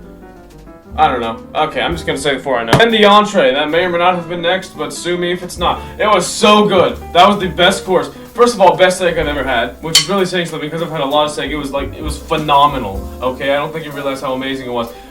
They had like one thing of steak, one thing of like a chicken or turkey, I don't know, one of them, chicken or turkey, and then the one thing of fish, mahi, which is the only thing that I actually didn't really like on that plate. The steak and the chicken, though, was so good. The chicken had like a mango glaze on it. Oh my gosh, it was phenomenal. There was this other thing on the plate that was like a mango or a pineapple and like mashed potatoes and stuff. But the steak and the chicken, I ate all of it. It was amazing. Pause button. That's it for the entree. Also, I remember the course I forgot. So we had a salad, and then we had like a pre-appetizer, and then we had our appetizer, which was the pork thing. But our pre-appetizer was like chips with hummus and stuff, and it tasted like tacos. It's a really weird comparison, which I said, like, when I tasted it, like, I said to everyone at the table, this is weird, but it tastes like tacos. Everyone was like, bro, you're dumb. And then they tasted it, and they were like, wait, this actually tastes like tacos. It's the pause button. Again, it's so bad when I do that, because it's so awkward. Also hear me, like, inhale right when I miss the pause button, because that's like when I catch my breath because I talk way too quick. Yeah, so we had salad, taco chips, funny pork, good meat thing, and then we had dessert. Look, and by that point, I didn't think it was possible for there to be anything better than the entree. And somehow they managed to do it. Oh my goodness. Not gonna lie, I have no idea what it was. I don't even know what the dessert was, but I know it was. If I could marry it, I probably would. It was like a chocolate mousse ice cream texture looking thing, but like better. And there was, I don't even know what was on the bottom, it was white. So it was probably something coconut, actually. I'm just realizing that now for some reason. And like it was on the bottom, and it added to the flavor, so that was good. There was also something in between, some kind of like sauce or whatever. They also added macadamia nuts just on the plate that you could just sprinkle all over it. So I have no idea what it was, but it was one of the best things I've ever consumed in my entire life, and that is not an exaggeration. Also, the entire course, out of all 5 courses where I ate the entire thing. Well, I guess the first 2... No, the second one doesn't count, because the second one they just brought like one... No! The appetizer doesn't count either. The salad, they brought a salad for everyone, and then the appetizer and the pre-appetizer, they just brought like a bunch of bowls and put them in the middle of the table and said you can take whatever you want. And then for the entree and dessert, they gave everyone one thing again, like a salad. So the 2 in the middle don't count, but the 3 on the edges, like out of the 3, the dessert is the only one where I ate the entire thing, and for good reason, it was phenomenal. There were just random chickens all over Hawaii. That has nothing to do with the luau, I just felt like saying that. I think that's really it for the food, there's nothing else of note. And then, let's go to the show that made me feel like a sexist and a pedophile at the same time. The actual luau, the luau portion, because without it, it wouldn't be like traditionally Hawaiian or whatever. Yeah, this is the part where like the food, I wasn't really expecting what I was getting, but it was still amazing. The luau, I had no expectations for what I was getting. Or what I was gonna see. Well, no, that's the wrong word. I did not know at all is the right word.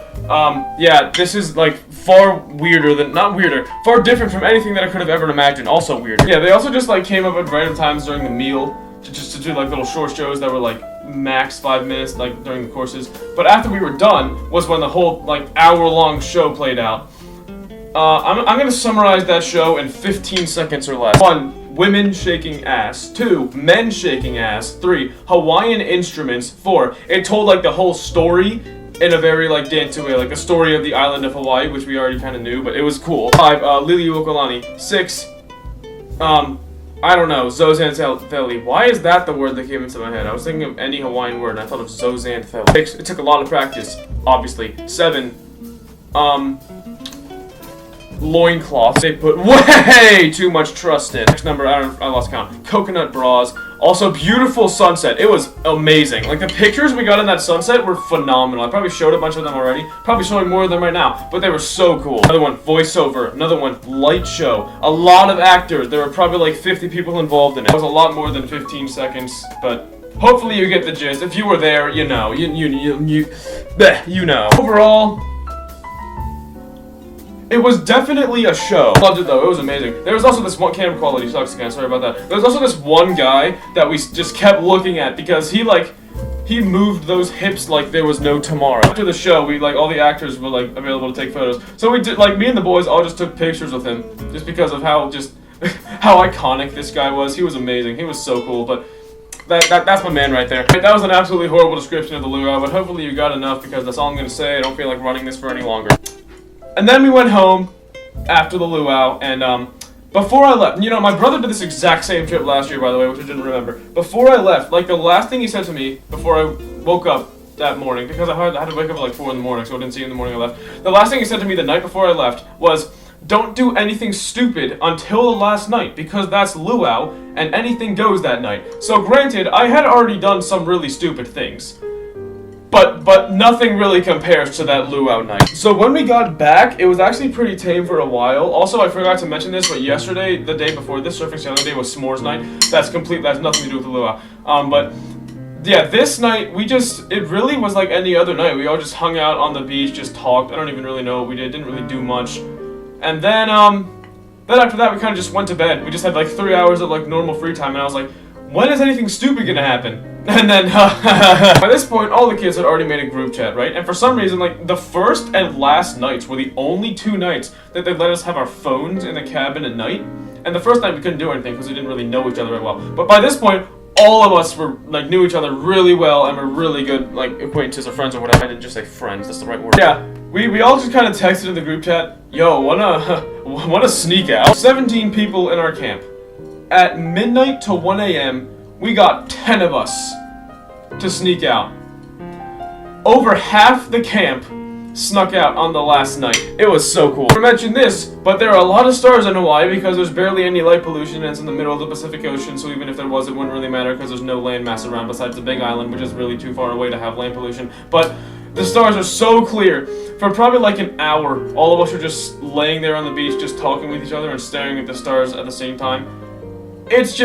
it just hit different. No other way to explain it. If you weren't there, you don't know, but if you were there, you know. Why did we only get 10 and not all 17?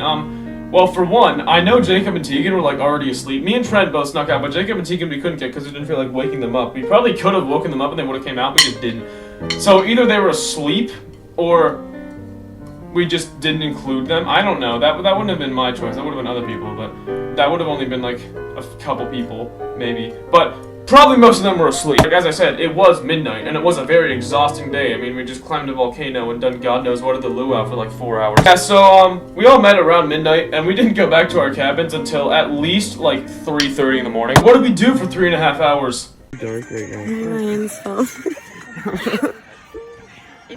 I'll make it loud. It's very bright. Well, we started at the stars, and other than that, just walked around, kinda. Oh, we were making TikToks for some reason because there were only 2 guys there and the rest of them were girls, so obviously we're gonna make at least a few TikToks. So 3 of them went night swimming, which is exactly what it sounds like. It was like pitch black outside. They just went swimming because, you know, our camp was right next to a beach, so it's just why not? I didn't because I didn't have a bathing suit on, but I probably should have because that would have been an experience that would just been like, what other situation am I gonna be in where I would be able to night swim in Hawaii? Well, maybe later, but never when I'm like 16. I should have done it in retrospect, but other than that, I don't even we didn't really do anything, but just still, it was so cool. Cool is the right word. More just like one of the best experiences of my life. Let's just go with that, because that's pretty much accurate. I think I fell asleep on the beach at one point too. I'm pretty sure I fell asleep. We had a couple scares here and there of like, oh, the capsule is coming out. No, they're actually not. And then at like 3:30, we were all just like, okay, we're all tired. We're all just gonna go to bed. So we did. We slept for a whole like 4 hours, and then we woke up the next morning. So overall, luau, just Haleakala and luau day, and I guess that night. Well, technically most of that day wasn't even really that day. It was just that night. Not really most of it, but the most memorable portions was the luau, because obviously that was memorable. But yeah, I was warned before the trip that stuff would go down luau night, and it for sure did. Then luau day and the Haleakala, I guess, day were over, and that was really it for the trip. Nothing else really happened. Next day we just woke up, and my bus was van, whatever, was the first one to leave. I was supposed to go by myself to leave, but I didn't, because my flight was the first out of all the 17 people. My flight left first. I had a flight to Honolulu, and then, like, from Kahului to Honolulu, and then all the way from Honolulu to Washington, D.C., which was a 9-hour flight. That was very fun. We'll get to that later. I dropped my stick and landed in a Lego bin. No direct flight from Kahului to, what's it called, Washington, or Baltimore, or the other Washington, because there's just not as big of an airport, I guess. Yeah, we woke up, and, we had already packed the day before. That's what part of the 2 hours was for. We were like getting dressed and also packing, and all the guys still got done in like 10 minutes. I've been talking about this day for so long. I dropped my stick again. You know, we're on the next day now. We good. Yeah, nothing really memorable happened that morning except we all said our final goodbyes, which was very sad. The day before, we had done this thing after we come back from the luau. We all sat in a circle and like turned around, and they were like, everyone went in the middle of the circle at some point, but in like 4 different groups, and you would like tap someone who makes you laugh or something, and you would tap them on the shoulder, but the person was turned around so you wouldn't know who it was. But we did that the day before, but this day was like our final goodbyes. It was very sad. Anyway, as I was saying, my flight left first. My flight left at noon. The next closest was 1:10. I was supposed to be the only person that left at 8:30, and then there was supposed to be like a chunk of, I think, 5 or 6 that left at 9:30. But I was like, you know, I can speedrun the security line. I got this. So like, I kind of requested, yo, wait, can I just go with everyone else? Because I don't feel like going by myself. That's weird. But yeah, they made everyone 9. We had one person at 8:30 and like 5 to 6 at 9:30. So they just compromised and made everyone 9. I kind of actually did end up having to speedrun till my gate, but I'm here, I'm fine. So, yeah, that morning we had our final breakfast with Jake. I love Jake. That's my man right there. He was our cook. He was, like, phenomenal, by the way. I've used phenomenal a lot, but he was amazing. I could not have asked for better food there, but more on that later, because that's the topic for the useless rambling section. We had our final breakfast, and, you know, my bus left at 9. My bus of, like, 5 to 6 people left at 9 to go to the airport to sleep. It was actually really sad. Like, I wasn't expecting, like, normally I get homesick when I, like, well, not really. Well, the last time I went to a camp, I was, like, kind of sad that, like, I kind of want to go home because it's, like, mid. But, like, that's kind of how I was for, like, the first hour when I got to Hawaii. But then I realized, wait, I kind of actually really like these people. Like, I felt kind of like homesick, but in reverse. Like, I'm homesick, but I have to go back home. Because for the last, like, week and a half, Hawaii had been my home. Just, I'd, like, gotten relationships with all of these people that I had grown to, like, love all these people. I guess I can say that. Because they were so fun to be around. I'm trying to be, like, genuine here for, like, the first time in the video. And, like, every single one of the people at Hawaii, and that's not an exaggeration, every single one of them, like, I would want to be with again. Yeah, we just said our goodbyes. It was very sad. And, yeah, I guess I kind of just got on the van and went to the airport with all the other people. I think there were 6 of us. Let me try to name. It was me, Tegan, Emma S., Emily, Izzy, and Sophia. I did it. Might be one more. I don't think there was one more, but there might have been. Sorry if I missed you. But, yeah, all of us kind of just went to the airport. Me and Emma and Emily had to wait in the security line, which was really long, by the way. It took an hour and a half to get through, and so we waited with it with James. That's not an exaggeration. We kind of had our phones to amuse ourselves, and each other to amuse ourselves, but other than that, it was really boring. We were waiting in that line for an hour and a half, so that was very fun. It was also like 97 degrees outside, and most of it was outside. Yay! But once we got through, it was pretty chill. Someone had to search Emily's bag for some reason. I still don't really know why, but it got like pulled across in security, and she was like, "Bro, what? I don't know. Did I bring like a I don't know, something in my bag?" But she didn't. She got through. It was pretty chill. The other 3 had TSA pre-check, which I didn't even know it existed before I came on the trip, but it basically means you had like no security line. So they got through in like 5 minutes and took us an hour and a half. But then once we got through the security line, finally, my flight was the first one to leave. So I just went to my gate, and other people were like, "Wait, where's your gate?" And so kind of everyone except Tegan, because he took like a whole different like airline, so he was on a whole different like place in the airport, I think. He also had TSA pre-check, and he came in before everyone else, so he was just long gone. But everyone else met outside my gate, which was gate 17. I don't know why that's relevant, but kind of just like a last hurrah before we all had to separate and leave. We just all met in the airport. Well, it wasn't all of us. There was 5 of us from the trip, and everyone else was already like, we're probably never going to see them again, but it was pretty cool. We just, someone had California Pizza Kitchen, because apparently there's one of those at the Kahului airport. So they just got like 2 pizzas, and we were kind of just like stealing from them, so that was pretty cool. So, out of everyone at the trip, there were 2 people who had flights to Honolulu first, which was me, and the other one was Izzy, and we both tried to board the wrong plane. Here's that story. My gate was gate 17. It said on my boarding pass that the gate 17 boarding thing from the, flight to Honolulu would start at 12:30. So when it started boarding at 12:15, I was like, oh wow, it's boarding early. So I was like, pretty cool. And also Izzy just kind of joined me in line, because apparently that was her thing too, or so she thought. And then so we got to the front of the line. She was in front of me, so they scanned hers first, and she was like, the person at the desk was like, you're trying to go to Honolulu? This is a ticket to Kona. This is a plane, whatever. This is a plane to Kona. And we were just like, oh. And we kind of accidentally tried to both board the wrong plane. So that was really smart of us. It's the same gate though. I had to like go and check the board. Like, yeah, this is the same gate. So if my boarding starts at 12:30, why is there a flight to Kona at the same gate with the same plane that the boarding starts 15 minutes before? That makes no sense. My flight's boarding ended up starting at like 12:45. By the way, it was the same gate. It was the same type of plane. It was like what? Weird. I don't know. It was kind of stupid of both of us to not see the big glowing sign that said going to Kona or whatever it said. But yeah, we kind of like both goofed there. We just went back and ate California Pizza Kitchen. We weren't even on the same flight, by the way. Her flight left like an hour after mine, so at least I had like the right gate. I don't even know what her gate was, but her time, like, I think her boarding time said like 12:15, so like, but this started at 11:15, like, you're not gonna know. But other than that, it went pretty well, I think. I don't know, yeah, after that, we just ate some more California Pizza Kitchen. My flight was the first to leave, and when my boarding started, I was like, alright, bye people, Lamau, and joined the line and boarded the plane. I did like one last wave before I left, and then I went in the plane little, like, the thing that stretches from the airport to the plane. I don't know what it's called, the pathway, whatever. Yeah, then I went in that and never saw any of them again. Very sad. Like, I'm actually so sad about that. I loved all of them. Yeah, the plane to Kahului, no, the plane from Kahului to Honolulu, it was the shortest flight I've ever been on. I think it was like 24 minutes or something. Our maximum cruising altitude was like 7,000 feet, which is kind of weird, because like that's the only time that's ever happened. It was really short. It was just a short, like, little island hopper flight, you know? So that happened, and then I was at Honolulu for 3 hours because for some reason my dad scheduled a 3-hour layover. I got to Honolulu around 12:30 and my flight didn't leave until 3:30. Also, I had to cross the entire airport to get to my terminal because as I was looking through, I was like, okay, this is like there's no Hawaiian Airlines planes here, but I feel like this is where my terminal like gate thing would be, because we were passing through, like when we were taxiing at the Honolulu airport on my plane that came from Kahului, we were passing the big plane terminal, because apparently that's the thing that exists, and I was like, yeah, there's no way that my plane isn't a big plane, because it's gonna be in the air for 9 hours. And then we just kept going and going, and I'm like, okay, I have to like backtrack a lot here. Pause button again. But yeah, I had to walk to, it took like 15 minutes to walk to my gate. But I did. I got to my gate and I realized, oh, this flight still doesn't leave for another like 2.5 hours.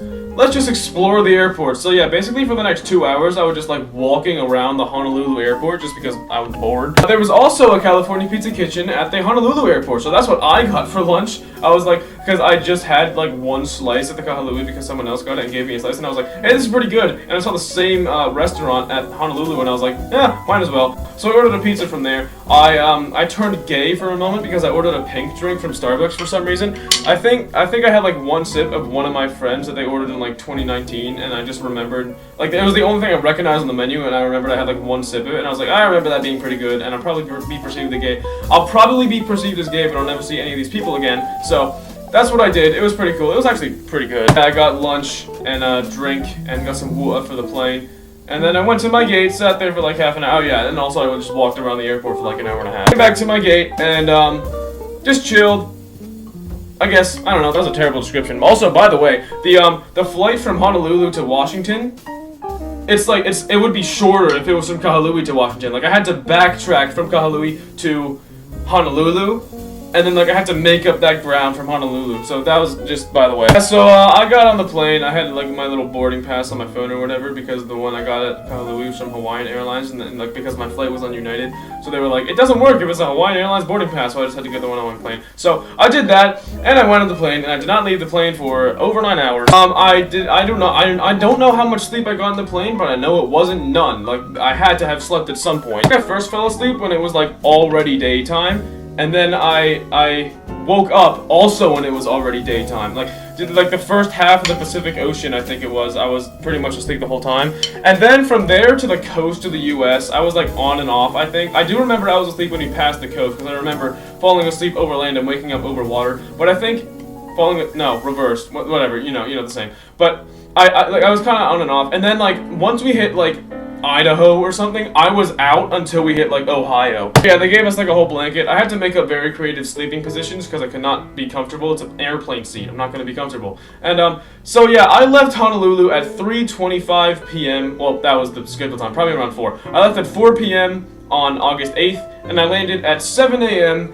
in Dulles, Washington on August 9th, that's what it was. So with time zones, it was a 15-hour flight, but it was actually 9, but it was actually 15. I had actually gotten sleep on the plane, so I wasn't as jet lagged as I could have been. And then I met my parents at the airport, came home, and that's really it.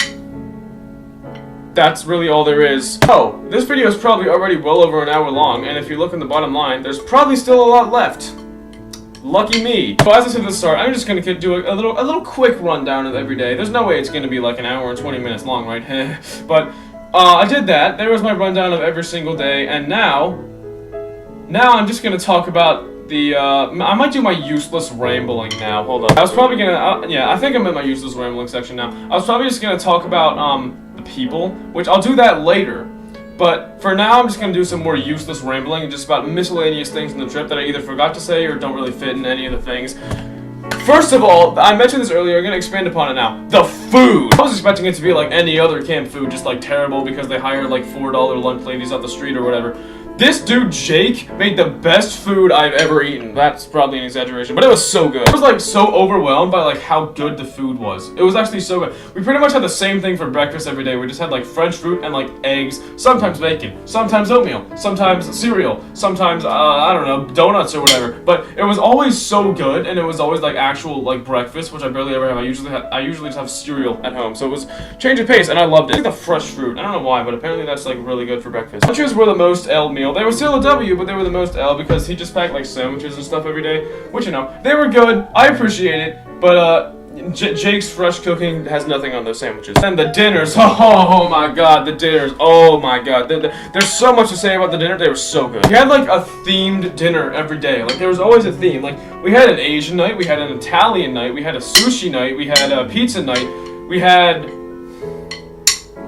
definitely something else. I don't even remember, but I do remember it was Oh my gosh, it was so good. I love you, Jake. Also, Jake, like, usually cooks are just, like, behind the scenes people, but then Jake, like, we actually had, like, conversations with Jake, like, all the time. Like, usually the cooks are irrelevant in camps, but, like, Jake, that's my man right there. I have this little, like, index card thing that I've been, like, writing whenever I just, like, forget to write anything, I mean. And there's a bunch of, like, random things that I'm gonna say in this, useless rambling section here. First one, well, Jake, obviously the food. That's the primary thing because it was amazing. I loved it. It was so good. If you're taking this trip, be prepared for good food because that's what you're gonna get. Remember how I said like usually just the behind the scenes people are like pretty irrelevant. Cooks being one of them, but like this entire trip, I noticed like people that are usually just behind the scenes and don't really impact much. Like, they were actually, like, we actually talked to them a lot, and they were genuinely good people. One example of this is our surf instructor. Another example of this is Jake. Another example of this is our Road to Hana tour guide. There were so many people that, like, usually just do their jobs, like, and act like NPCs, but no, they were actually real people.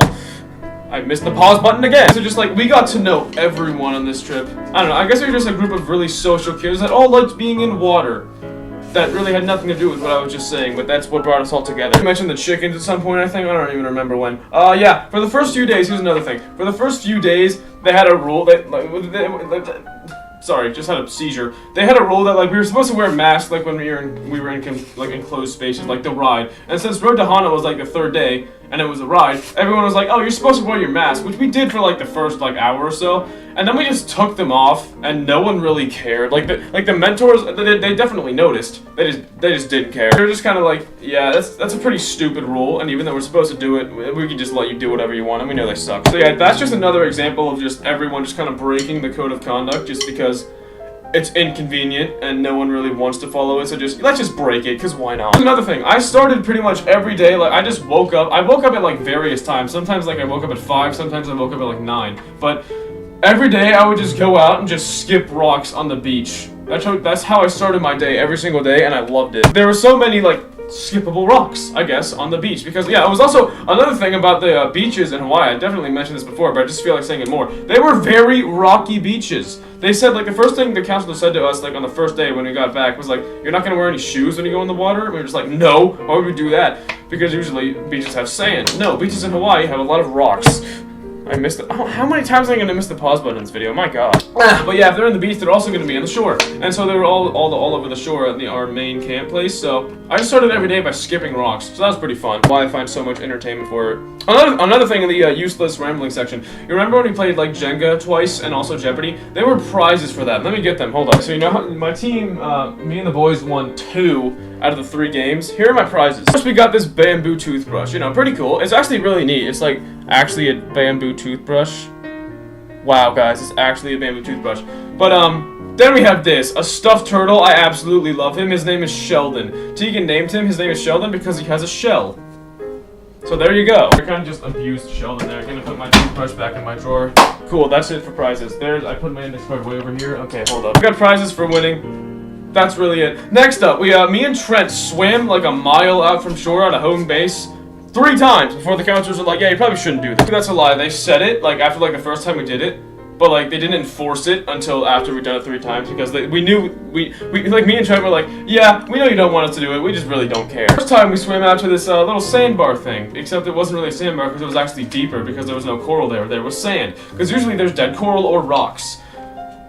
But it was sand, and usually, like, coral just sits on top of sand, so it's weird that the sandbar is the deeper part, but like, we noticed the water was lighter, and apparently that was because there was a whole section that had sand at the bottom of the ocean instead of dead coral. So we went there, that was pretty far out, then we came back. Then the exact same day, we went even farther to where the waves break. That was, like, really freaking far out, like, maybe a mile. At least then the people could still see me and Trent's heads from shore, you know? Like, the waves were breaking and we were right next to them, but they could see the waves breaking and they could see us, so they felt like we were safe. And then the next day, me and Trent just said, yeah, we don't care about this anymore. We must have swam out, like, 2+ miles. That might not even be an exaggeration. Also, on the second time, the second time we did it on the first day, we found, like, this canoe sunken thing looking whatever. I don't even know what it was, but I know it was man-made. We were trying to find it again on the third day, the third time, second day, whatever. I keep mixing it up, but we couldn't because we went out there knowing, yeah, we're probably not going to find this, and we did not find it because we went out really far, and it was a really wide area that we had to search, and it was also really buried in the coral and hard to see. So we didn't find it. We were trying to do it though. Just went like really, really far out. We were out in the water for probably 2 hours. I want to say it was 2 hours, yeah. Probably about that. It was really fun. The counselors hated it. Like, the third time that we went out, we went with, I think it was Megan and Tam went with us just to make sure that we didn't die. But they couldn't see our heads from shore. So that's how far we went out. It's really easy to tread water on that beach though, because the waves are really light, unlike the beach we went to on the first day that the scab on my knee is still there from. Yeah, that happened. We also watched this documentary at one point called Chasing Coral, just in our cafeteria room, because for some reason there was a TV in that room. A bunch of people were falling asleep during it. It was pretty boring, but yeah, we watched like an hour-and-a-half documentary, so that happened. Next up, yeah, the Jenga refs were kind of L refs, I'm not gonna lie. Like, the refs were working in our favor. Like, we were the Tom Brady on the side of the refs. The refs were saying like, yeah, like we were the guy team, so we were always playing a girl team. So they were like, yeah, the girls, I don't think you got that right. And then we had like the same question with the same answer, and they'd be like, yeah, they got that right. And like, good, men, yay, but like, why? Like I feel like they were the kind of L refs. Yes, they were working in our favor, but they were clearly making some, you know, controversial calls here and there. I'm French. Wow, okay. But we did end up kind of knocking down the Jenga in the last game because we suck and we ended up losing that game. We were like actually coming back in that game. We just ran out of time because I think at one point they were winning like 37 to like 4. The score, if you don't recall, was 40 to 23 because they just kept choosing questions that were like 1 point, and we kept choosing 5-point questions and we kept getting them right. But like we were already losing by like 30 plus points, so we were making a comeback. We just ran out of time. But it was a clean win for them, though, so I'm not trying to make excuses. We got my man Abner. He was one of the surf instructors that wasn't Jedi. He taught one of the girls' groups. He also came in a couple days before surfing, just to talk about, like, Hawaiian, whatever he talked about. Like, Hawaiian land and how people couldn't get Hawaiian land, and how he actually did somehow get Hawaiian land when he was 24 years old, which never happens. Also played football at, I think it was, like, Mississippi Valley or something university, and he's, like, one of the best receivers they've ever had. That's completely irrelevant. I just feel like saying that. That's my man Abner. So, Pog Juice, it's a thing that exists. P-O-G, passion fruit, orange, guava, Pog Juice. Unironically, it was actually so good. It was just, like, orange juice, but A, Hawaiian, and B, better. Awkward silence, but Pog Juice was really good. With like a bunch of our meals and stuff. I already told you about how I took a shower at 3 in the morning because I was really tired. Yeah, that happened. Awake. I mean, I wasn't tired. Also, all the way, I was gone with like a while. I left the cabin at 3:19, and when I came back, it was 3:57. So yeah, I take long showers. I already told you about our paranoia and truth or dare incidents. That was pretty interesting. It was so funny because Tegan kept getting like pissed on because everyone because he just was stereotypically the kind of person that was like would be from Texas, even though he wasn't. He was from Seattle, but he was like talking about how like he liked different types of guns or something. Not in like he doesn't kill people, but he's just like interested in them. That was like on the day of Road to Hana, and then everyone was just kind of like, huh, this guy kills people, like as a joke, and it just kind of stuck. So like every single time there was a question that was relating to crime, everyone was just like picking Tegan, and he was like, oh come on, and it was so funny. Who was most likely to go on like a brutal axe murdering spree and kill all the counselors? Easily Tegan. I'm not even gonna try to explain what paranoia is. You already know what truth or dare is, and we had a little monster energy aspect added to it, so that was pretty cool. I think, I don't know, that's the first time I've ever had monster energy in my life. Yeah. I guess. I already told you about the mentor group games. That was like the lava tube, the dumb pirate one, and the hula hoop one. Yeah, on sailing day we saw 4 types of wildlife. We saw a bunch of turtles in surfing and sailing. What does that even say? Shark. We saw a shark, we saw a seal, and we saw a flying fish. I can't read my own handwriting, that's a problem. I also have good handwriting, it's just too small. The dude at the luau, I love that guy. Leg cramp ah. Literally just all it says is leg cramp ah for this note. So, as in like AAH, as in like I'm screaming, it's also all uppercase. That's I just write notes to myself in the dumbest ways, but yeah, that hurt. I got that while I was surfing and I couldn't move for 10 minutes. Next one, the next one just says milk with a smiley face because Emma was like, I got milk, which I already told you about. Behind it, the next one, oh, this one's interesting. There was just like a cat just like at our camp that just randomly showed up at the most random times. He was just chilling. There would just be like, we were watching Chasing Coral, I think, and the cat was just like walking outside the door, just like looking at us. We were just kind of like watching the cat because the film was like boring. Also, during that, remember that thing I said we did on the last day where like there was a circle of people and we were all facing outwards? The way me and Tegan were sitting next to each other, so the way we entertained ourselves was there was a cat on the roof of the building we were facing towards, so we were just watching the cat. It was just cleaning itself on top of the roof. So yeah, we kind of just had a pet cat. I had my first 2 sips of coffee I'd ever had. Before this trip, I've never had coffee in my life. There was this one time, we were at the, I think it was at MOCMI. We had just ordered like pineapple Dole Whip or something, and Sophia had coffee in her hand, and she had to go do something, and she said, "Can you hold my coffee?" I was like, "Sure." And so I was like, yeah, I might as well take a sip. I didn't even ask her to do it. I just did it because I'm a great friend like that. It was absolutely horrible. Again, a couple days later, for some reason, when she gave me her coffee again, for some reason. But, yeah, I had coffee, and it was, not really that good. She had iced coffee. I don't know what was in it because I didn't ask her, because why would I? But, yeah, my first impression of coffee in 16 years old, it's not really that good. So sushi is overrated. There will be no context. Also, this one time, I don't even remember this day this was, but we went to this place after... I think it was one of the MOCMI days. We went after we went to our service to this like little place. It was like Lahaina, but it wasn't a town. It was just like a mall. Lahaina was just like a whole town. We went to some mall for like an hour or something. Two things happened there. One, I got Jamba Juice for the first time in my life, and it was really good. I got the peanut butter smoothie. It was absolutely amazing. Second, some random guy just saw a bunch of us in a store and asked if he could record us for a video on his Instagram. So that happened. I don't even remember what the store was called, but he was just like, "Yo, can I record you?" Because we were telling him like we were from all different places in the world and we were here to do service and help turtles or whatever, which we didn't do, but that's fine. But yeah, so he just kind of recorded us talking about like us. Oh, we're doing sea turtle conservation or whatever. I don't even know. And next up, this I will stand by this. I feel like the point that every person decided that they don't hate me was when I gave people Jolly Ranchers. It was at the Denver airport because like when I was coming here, I had a 2-hour layover at the Denver airport. I was bored, so I was just walking around the airport. I found a store and I got this huge bag of Jolly Ranchers. So I put it in my backpack and I kept like giving them to people on like especially Road to Hana Day. Like I gave them to my entire van like 5 times on Road to Hana Day. And I feel like that's what like I don't know how to say it well. I feel like that's the point where like people approved of me. Like before that they were like, I don't know about this guy. Then I just gave everyone Jolly Ranchers and they were like, yeah, this guy's pretty cool. I will stand by that. That's like the only thing that people actually liked about me the first few days. Next up, Jeep. Yeah, there's a lot of Jeeps in Hawaii. Like half, like, you know how there's random chickens all over the island. This is another like really random short one. Like half the vehicles in Hawaii are Jeeps. That's it. There's nothing more to say about it. Also, the drinks at the luau. So, okay, I ordered 3 different drinks. They brought, like, water first and stuff. So, they brought, like, water. But then there was, like, a whole drink menu that was non-alcoholic, because, of course, it was. Well, it wasn't. But the mentors told our, oh, you can't bring alcoholic beverages to our, thing, because every single one of us can't drink them legally unless you live in Germany and are 17 and are named Anne. But, yeah, so what I ordered a lava flow, which is literally just a strawberry pina colada. It was amazing. Then I ordered a Lokelani. And because I'm smart and I hate carbonation, I hated it because it had carbonation because I didn't see on the menu that it was, it had a splash of soda in it. It was like neon pink. Like the drink was neon pink, like more pink than a pink drink.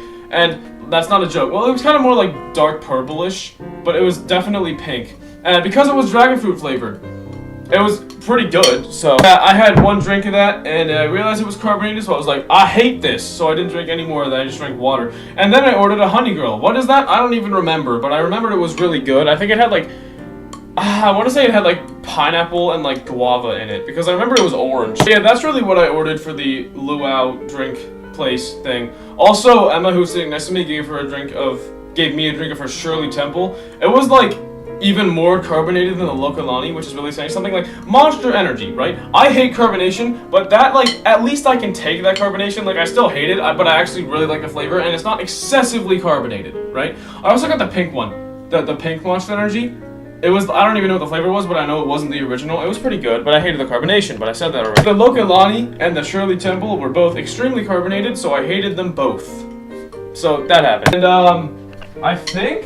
I think that's it for the useless rambling. I said everything I needed to say. Thought of one more. Sophia wrote like all the blogs. Like the what's it called? The leader of the days. Like everyone's leader of the day once, which is like a bunch of random people that they were assigned with. I don't know. But those were supposed to be the people that wrote the blogs. But no, Sophia just wrote like half the blogs just because she was bored. So yeah, that's something that happened. So I don't really think I have that much more to say about the trip. That's really it for the useless rambling. Finally, I'm done with my very short descriptions of each day. Jesus, that took excessively long. We are now 1 minute and my guess is 1 minute and 37 minutes. I pause into this video. That might be right, that might be wrong. Now, for the part I actually like, because it's A, a lot shorter and B, a lot more fun to talk about, I'm going to talk about every single individual person, including the mentors, and just a quick description of like every single person just from my point of view, you know? We because this video is like already extremely long, I don't want to talk about any person for more than like 1 minute. I kind of want to make this whole thing like 15 minutes or less. So that's what I'm going to try to do. So here we go, I guess. Here's my impressions on all the people. Starting with none other than the counselors. I have my little thing right here of like the starting sentence I'm going to say for every person. Starting it off with my boy James. This might be offensive, it might not be, but it's the truth, so I'm saying it. He is the perfect example of someone who is 33, because he's 33 apparently. He's 33, looks 27, and acts 21. James the type of gentleman that when he sees two people of the opposite gender talking to each other, goes up to them, says, leave some space for the Holy Spirit, and then leaves, leaving a trail and an aura of simply just the word why in his wake. So he's from Maryland apparently, and so am I, so he's automatically valid. James the type of guy to order sparkling water at the luau. James the type of guy to make small talk with the guy who's robbing his house and ends up becoming his accomplice. James the type of guy to get arrested for domestic battery. Sorry, the way I've been saying, what I've been saying, you probably think he's like bad, but no, he was actually so good. He was so funny. He was elite counselor. He was amazing. He's the type of guy to commit bestiality. In games, hopefully I didn't offend him, but he was elite. So that's what I'm gonna leave it on. Then we got Tam. She's like the person that like I struggled to talk about the most. Like I had no idea what I was gonna say, but she's like seems like she has like 10 college degrees. Like she seems smart. She's an EMT also. I have no idea how old she is. But if I try to guess her age and I go like 1 year over, then people are gonna be mad at me. People, I mean her. She was also elite. She was one of the people that she went with me and Trent out like a mile into the ocean that one time. That was pretty cool. Also, I feel like she's like really easy to talk to. Oh yeah, no, that was something I was gonna say about her. Trent was talking with Tam about her like love life for like half an hour apparently. I don't know when because I was with Trent like all the time, so I have no idea when, but it happened apparently. Tam also elite. Shelby, the most average person I've ever met. My mentor group is gonna get that. Was that a shot? That was definitely a shot. That's not true. She's better than average. I'll give her that. It sounded like a left-handed compliment. She was also elite. All 4 counselors were elite. Like, I'm not putting down the counselors. They were also... That was something I was going to talk about in the useless rambling section. The counselors were amazing. Like, out of all the counselors, Shelby kind of took on, like, the mom role, kind of. Obviously, we're an elite group, so we never did anything wrong. We never once broke the code of conduct. But, like, if, theoretically, we were to break the code of conduct, she'd be the person that would be like... Okay, that was kind of stupid, and we'd agree with her. Of course, this is entirely hypothetical. I just made up that mom thing, like, on the spot. Literally, all I have written down for Shelby is just the word average and nothing else. Yeah, and then finally, Megan, the counselor who gives zero crap. I don't feel like cursing. I don't like cursing in my videos. So gives zero craps about anything. Really dumb, didn't it? Fine, she gives zero fucks, whatever. Shelby takes on the motherly role. Like, if she found someone breaking code of conduct, she'd actually probably attempt to confront them and be like, yeah, that was pretty stupid. But, like, she'd be chill about it, right? Megan, like she would, if she knew what she did, I mean, hypothetically, if she were to know, she just doesn't care. I feel like is why she was just, like, so elite, you know, along with everyone else. She's that one counselor that just, like, you could do literally anything in front of her, and she'd just, like, be like, you can do you, I don't care. She was also really easy to talk to. She was also, like, really easy to talk to in the way that, like, at the luau, there was, like, a traditional dance thing. Trent asked to dance with Megan. Like, that's how easy she was to talk to. I don't know if he actually did, but he told me, like, I want to ask Megan, or something, I don't know. You heard my inhale there? So, all 4 counselors brought something different to the table, which was amazing. All 4 counselors were elite also. I'm not putting down any one of them. James is not the type. James would not commit bestiality, okay? All 4 of them are elite. James the type of connoisseur to enjoy a fresh glass of mug root beer. Okay, getting to the students now, which we have 16 of. Okay, so let's get started. Trent, first of all, he's 6'4". He's a 6'4" guy. He's the tall guy in all the pictures I showed you. He is somehow both the most intelligent and the biggest dumbass I've ever met. Most intelligent person, I guess. And I was grammatically wrong there. I feel like he's really smart. Like, he was talking about how he gets like a 4.0 GPA with like barely any effort in school. Like, and I feel like he knows everything. But like, when it comes to common sense, he could be like the dumbest person of all time. So kind of like me, like 1 year older and more blonde and 6 feet taller than I am. Also probably smarter than I am. Next up we got my boy Tegan, who is 1 year younger than me and from Washington. Trent's from Chicago, by the way. I probably shouldn't give away these people's personal information, just realizing. But yeah, he is definitely, if he's not already, he is going to at some point in his life be a juvenile delinquent. How I said everyone was like making fun of him for like being from Texas, even though he's not from Texas. That's kind of a running joke, and that's all I have written down for him. I put like minimal effort into this. I don't know why. Like, I love that guy, right? He's my boy, but he's definitely gonna commit at least a few felonies in his lifetime, if you know what I'm saying. Jacob, I'm not gonna lie, I did not know what to write for Jacob, so all I have written on my notes is Jacob the type of guy to skip his doctor's appointment because he's sick. I want to say Jacob, out of the 4 guys, he was probably the most pure, which, you know, if you get a group of 4 teenage guys, that's really a compliment. Oh, I know what someone's gonna comment now. Watch this far, which they probably won't. Thank God I made this so long because people are gonna comment, oh, I'm not as pure as you think I am. Because I said that like the second day, and everyone was just like, oh, we're gonna quote him on that for the rest of the trip. I'm not as pure as I think you are. So, yeah, that happened. Didn't even mention that. I said nothing for Jacob, but like, he's still my boy, right? That's all the guys, and now to the 13 girls. First one I have on my list is Emma M, the one that lives in Maryland. And some of my friends might be watching this, so I have to be careful about my wording. Weird because like, we knew each other for like 8 days. Like, that's the only time we've ever spent with each other. But in that time, she became pretty much like one of my favorite people I've ever met. She was the one that, at Lahaina, was the one that was just like, went and bought milk just for no reason. And was like, I got milk! And she was just like so overjoyed by that like tiny little thing. And I don't know why, like, that, like, this sums up her personality pretty well. Just, like, random little details like that really matters for some reason, I feel like. And I feel like that's, like, one of the reasons that we just got along so well. So, really easy to talk to, which I know because I was on FaceTime with her for, like, 3 hours yesterday or the day, but I don't even remember. Like, sometime in the past 2 days. So, if you know, you know. But I hope my friends at home aren't watching all the way to this part, because that probably sounded really sus. I think that's all I really can say without, like, posing a huge risk. So, there you go. Next up, Izzy. This girl always was on cocaine or something. She always looked and acted like she was either high or drunk or both. Also, at age 14, has a rice purity score of, like, -10. Her and Emma were, like, best friends, the MM.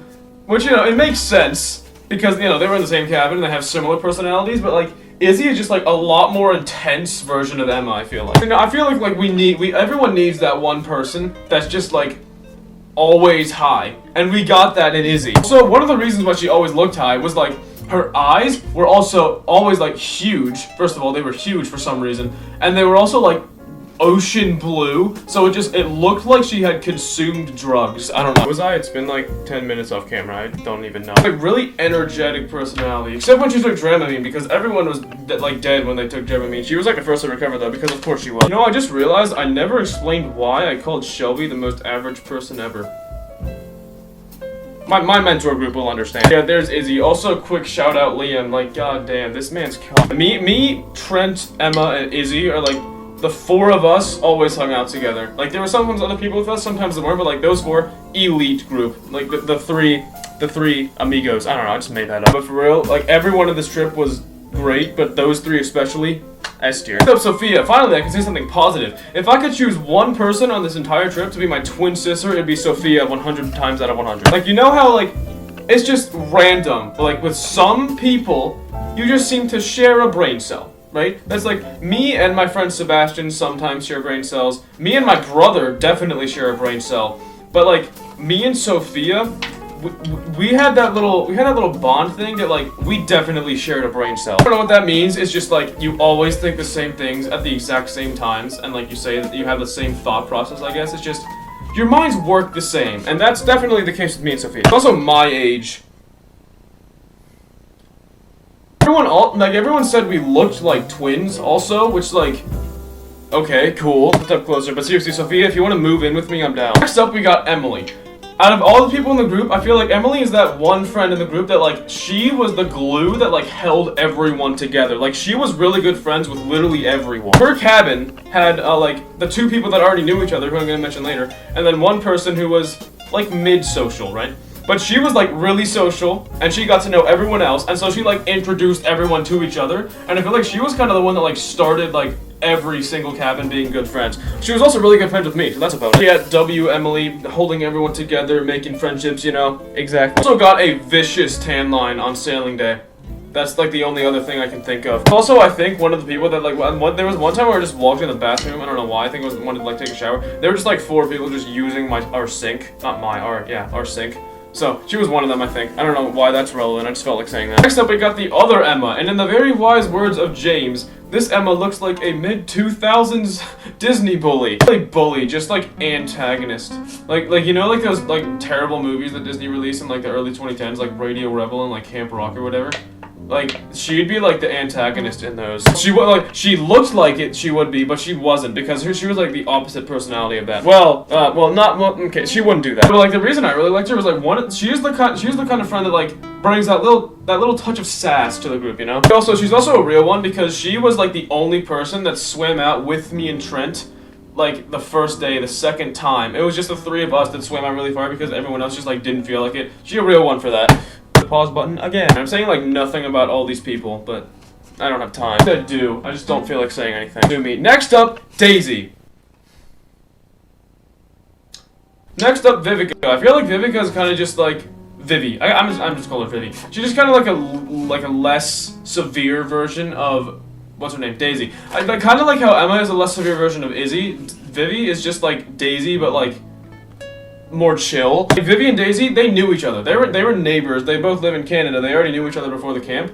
So that existed. That's why the two of them were always together. So I feel like if I were to choose anyone that would be like the most likely to be TikTok famous, it'd probably be Vivi. Like Vivi's the type of mom that like whenever her kid gets in trouble at school, she just sides with her kid like every single time. Next, Anne. You know, I said about Sophia, if I could choose anyone to be my twin sister, it'd be Sophia.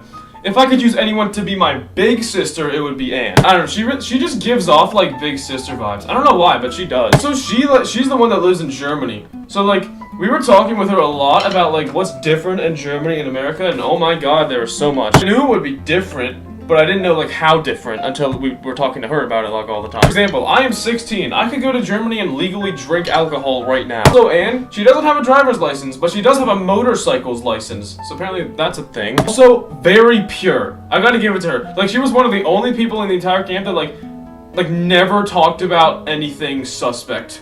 Like, she just always kept out of those conversations, and I gotta respect that. Like, that's one of the main big sister reason vibe, whatever thing. It's a terrible explanation, you know what I mean. Next up, Stephanie, Jacob's brother. They're siblings. Like, Daisy and Vivi were the two who knew each other, and then Steph and Jacob were siblings.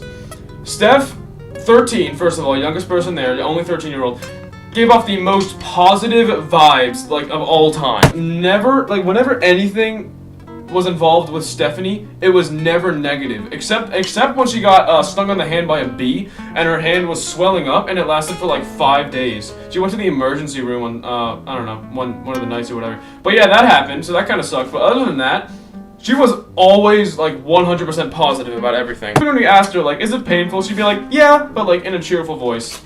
So that really sums up her personality. She was also really pure like Anne, except Anne chose to be pure by choice. Steph was pure just because she was really young and didn't know anything. Both of them were best friends, by the way. I feel like that's one of the reasons why. Like, during the time we were on our trip with each other, like, no one really disliked any other people. Okay, actually, no one strongly disliked other people. But, like, if you were to all put us on an island for, like, a year, there'd be some conflict, right? Stephanie would never get into any conflict. That's just the kind of person she is. Except we got Kali, or Kaylee, or Kala. No, it's not Kali, but I'm just gonna say Kali. She actually didn't care how we pronounce her name because he just said it was an accent, so everyone just called her Kali. Except Trent, who called her Kaylee, that's where I got it from. But she was like I didn't know what to write for her, so I just wrote she boosted my self-confidence because she was telling me how good of a singer I was when we were coming back from Haleakala. However, that, not gonna lie. Also really easy to talk to, like compared to other people. I could just talk to her for a long time and not get bored. The first day, when me and Trent came, like the first day, we just came off the plane, and we went to the place, Camp Olowalu, whatever, and we went in the water. Kali was one of the people that we talked to for the longest time. We were talking to Tam, too, like the counselor, because she did give us a swimming test, but then we were just talking to Kali, and other people, but mostly her. She was just like, she was pretty chill, laid back. Like, compared to everyone else, she was pretty chill and laid back because everyone was kind of crazy except like 4 people. Yeah, but we all need that. Next up, Kanya. I want credit for knowing Kanya before she's famous. Is she gonna get famous? I have no idea, but she's going to get famous in one way or another. She could be a singer, because she's really good at that, and she's already recorded songs. She could be an Instagram influencer, because she has like 32,000 followers on Instagram for some reason. Her name's Kanya Collins, you can just look that up. So, like, no one disliked her. Like the second night, I think it was, me and the boys were just like in the cabin, like after 10, I think, because 10 was lights out, like every day. So we were just talking because we were allowed to talk. Like we were supposed to be in our cabins, we were allowed to talk. And I was saying like, who was like your favorite person? And I was pretty surprised that like there were multiple people that said Kanya, and I was like, by that point I hadn't really talked to her much, but like, the rest of the trip I was like, yeah, I understand why everyone likes her. Next up we got Ella, who, she was like, really smart. She knew everything. She was also like really extroverted but also introverted at the same time, which I don't know how to explain it, but she kind of was. That's not like, that's a compliment. Like, that's a good thing. She always made her presence known. I will say that. Like, whenever she was like talking in front of everyone, like, she just sounded smart, and she wanted to make like everyone know, like, yeah, I know what I'm talking about, because she was, like, she did know what she was talking about. I remember a paranoia game that we were playing with like all the camp, like everyone in the camp. She just joined like halfway through that game. I was actually pretty surprised. Her questions for the game were actually pretty good. Like, I wasn't expecting it, but they were like good questions. And last but certainly not least, we got Janie. The one thing I'll say about Janie, no matter where she went or who she was with, she was always providing entertainment for everyone. I will 100% say that. There was never a boring moment when Janie was around. Especially on the ride back from Road to Hana. God, the amount of like random stuff she was talking about on the ride back from Road to Hana that just was like so like funny but also stupid, but like mostly funny. And like it was funny kind of because it was stupid, but like it's hard to explain, but like it's a good thing, it's a compliment. And to be fair, she was from Florida, and you know, every night in Florida is like luau night in Hawaii. Like everything happens in Florida. Apparently also accidentally taking Adderall happens in Florida, but that's neither here nor there. But haha, there you go. That's Janie, and that's everyone. I think, unless I skip someone. Hold up, wait. I think I'm done. That feels really weird to say, but I think I'm done. Like, yesterday I recorded this video for almost half an hour. It might have been over half an hour, because the Chromebook timer thing, like, right now it says this recording has been going on for 1 hour, 17 minutes, and 51 seconds. It's definitely more than that. It's always more than it says, and I don't know why. I think it said like 29:37, so it's probably over half an hour. And like, this is almost an hour and a half. Jeez, this video might be like, this is gonna be like the length of a movie. Jeez, Hawaii was really a movie, bro. I'm going to speedrun the most memorable thing from each day. Arrival day, meeting people. Second day, doing a flip off of the rocks and just drop my stick. The Road to Hana day, the drive back from Road to Hana. MOCMI, no clue, because all those days happened on the same day. Well, I guess Jenga. You know, the thing that happened on beach cleanup day, and then probably just Jenga again. No, the thing that happened on beach cleanup day. Or the game we were playing where we were like squirting water into each other's mouths. That was fun. But what happened on the Kipuka Olowalu day? What happened that day? Was that? I don't know. That might have been. Hold up. Well.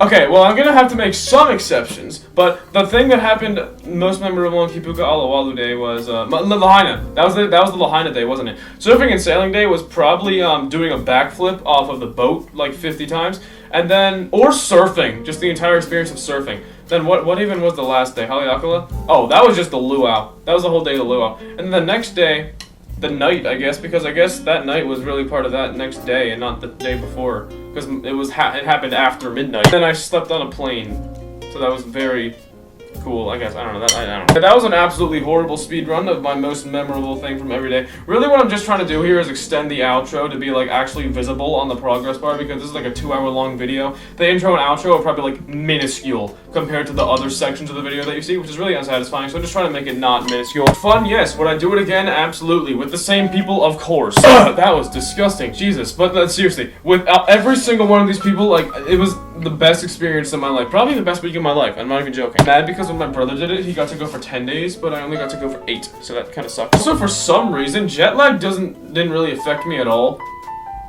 I just felt like saying that. Overall, I think the lesson that I can take away from this trip is that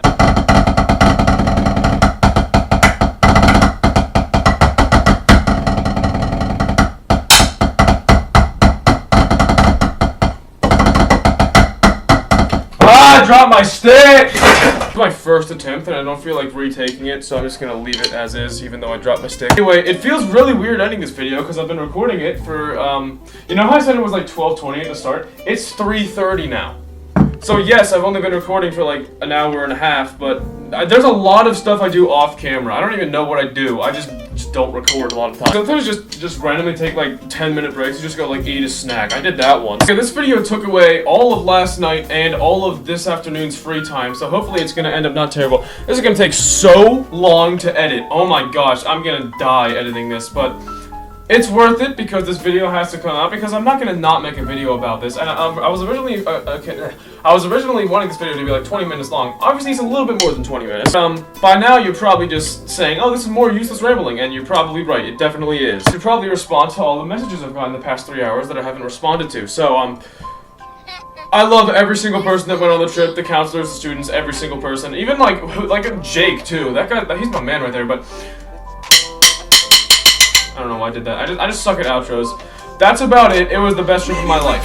See ya.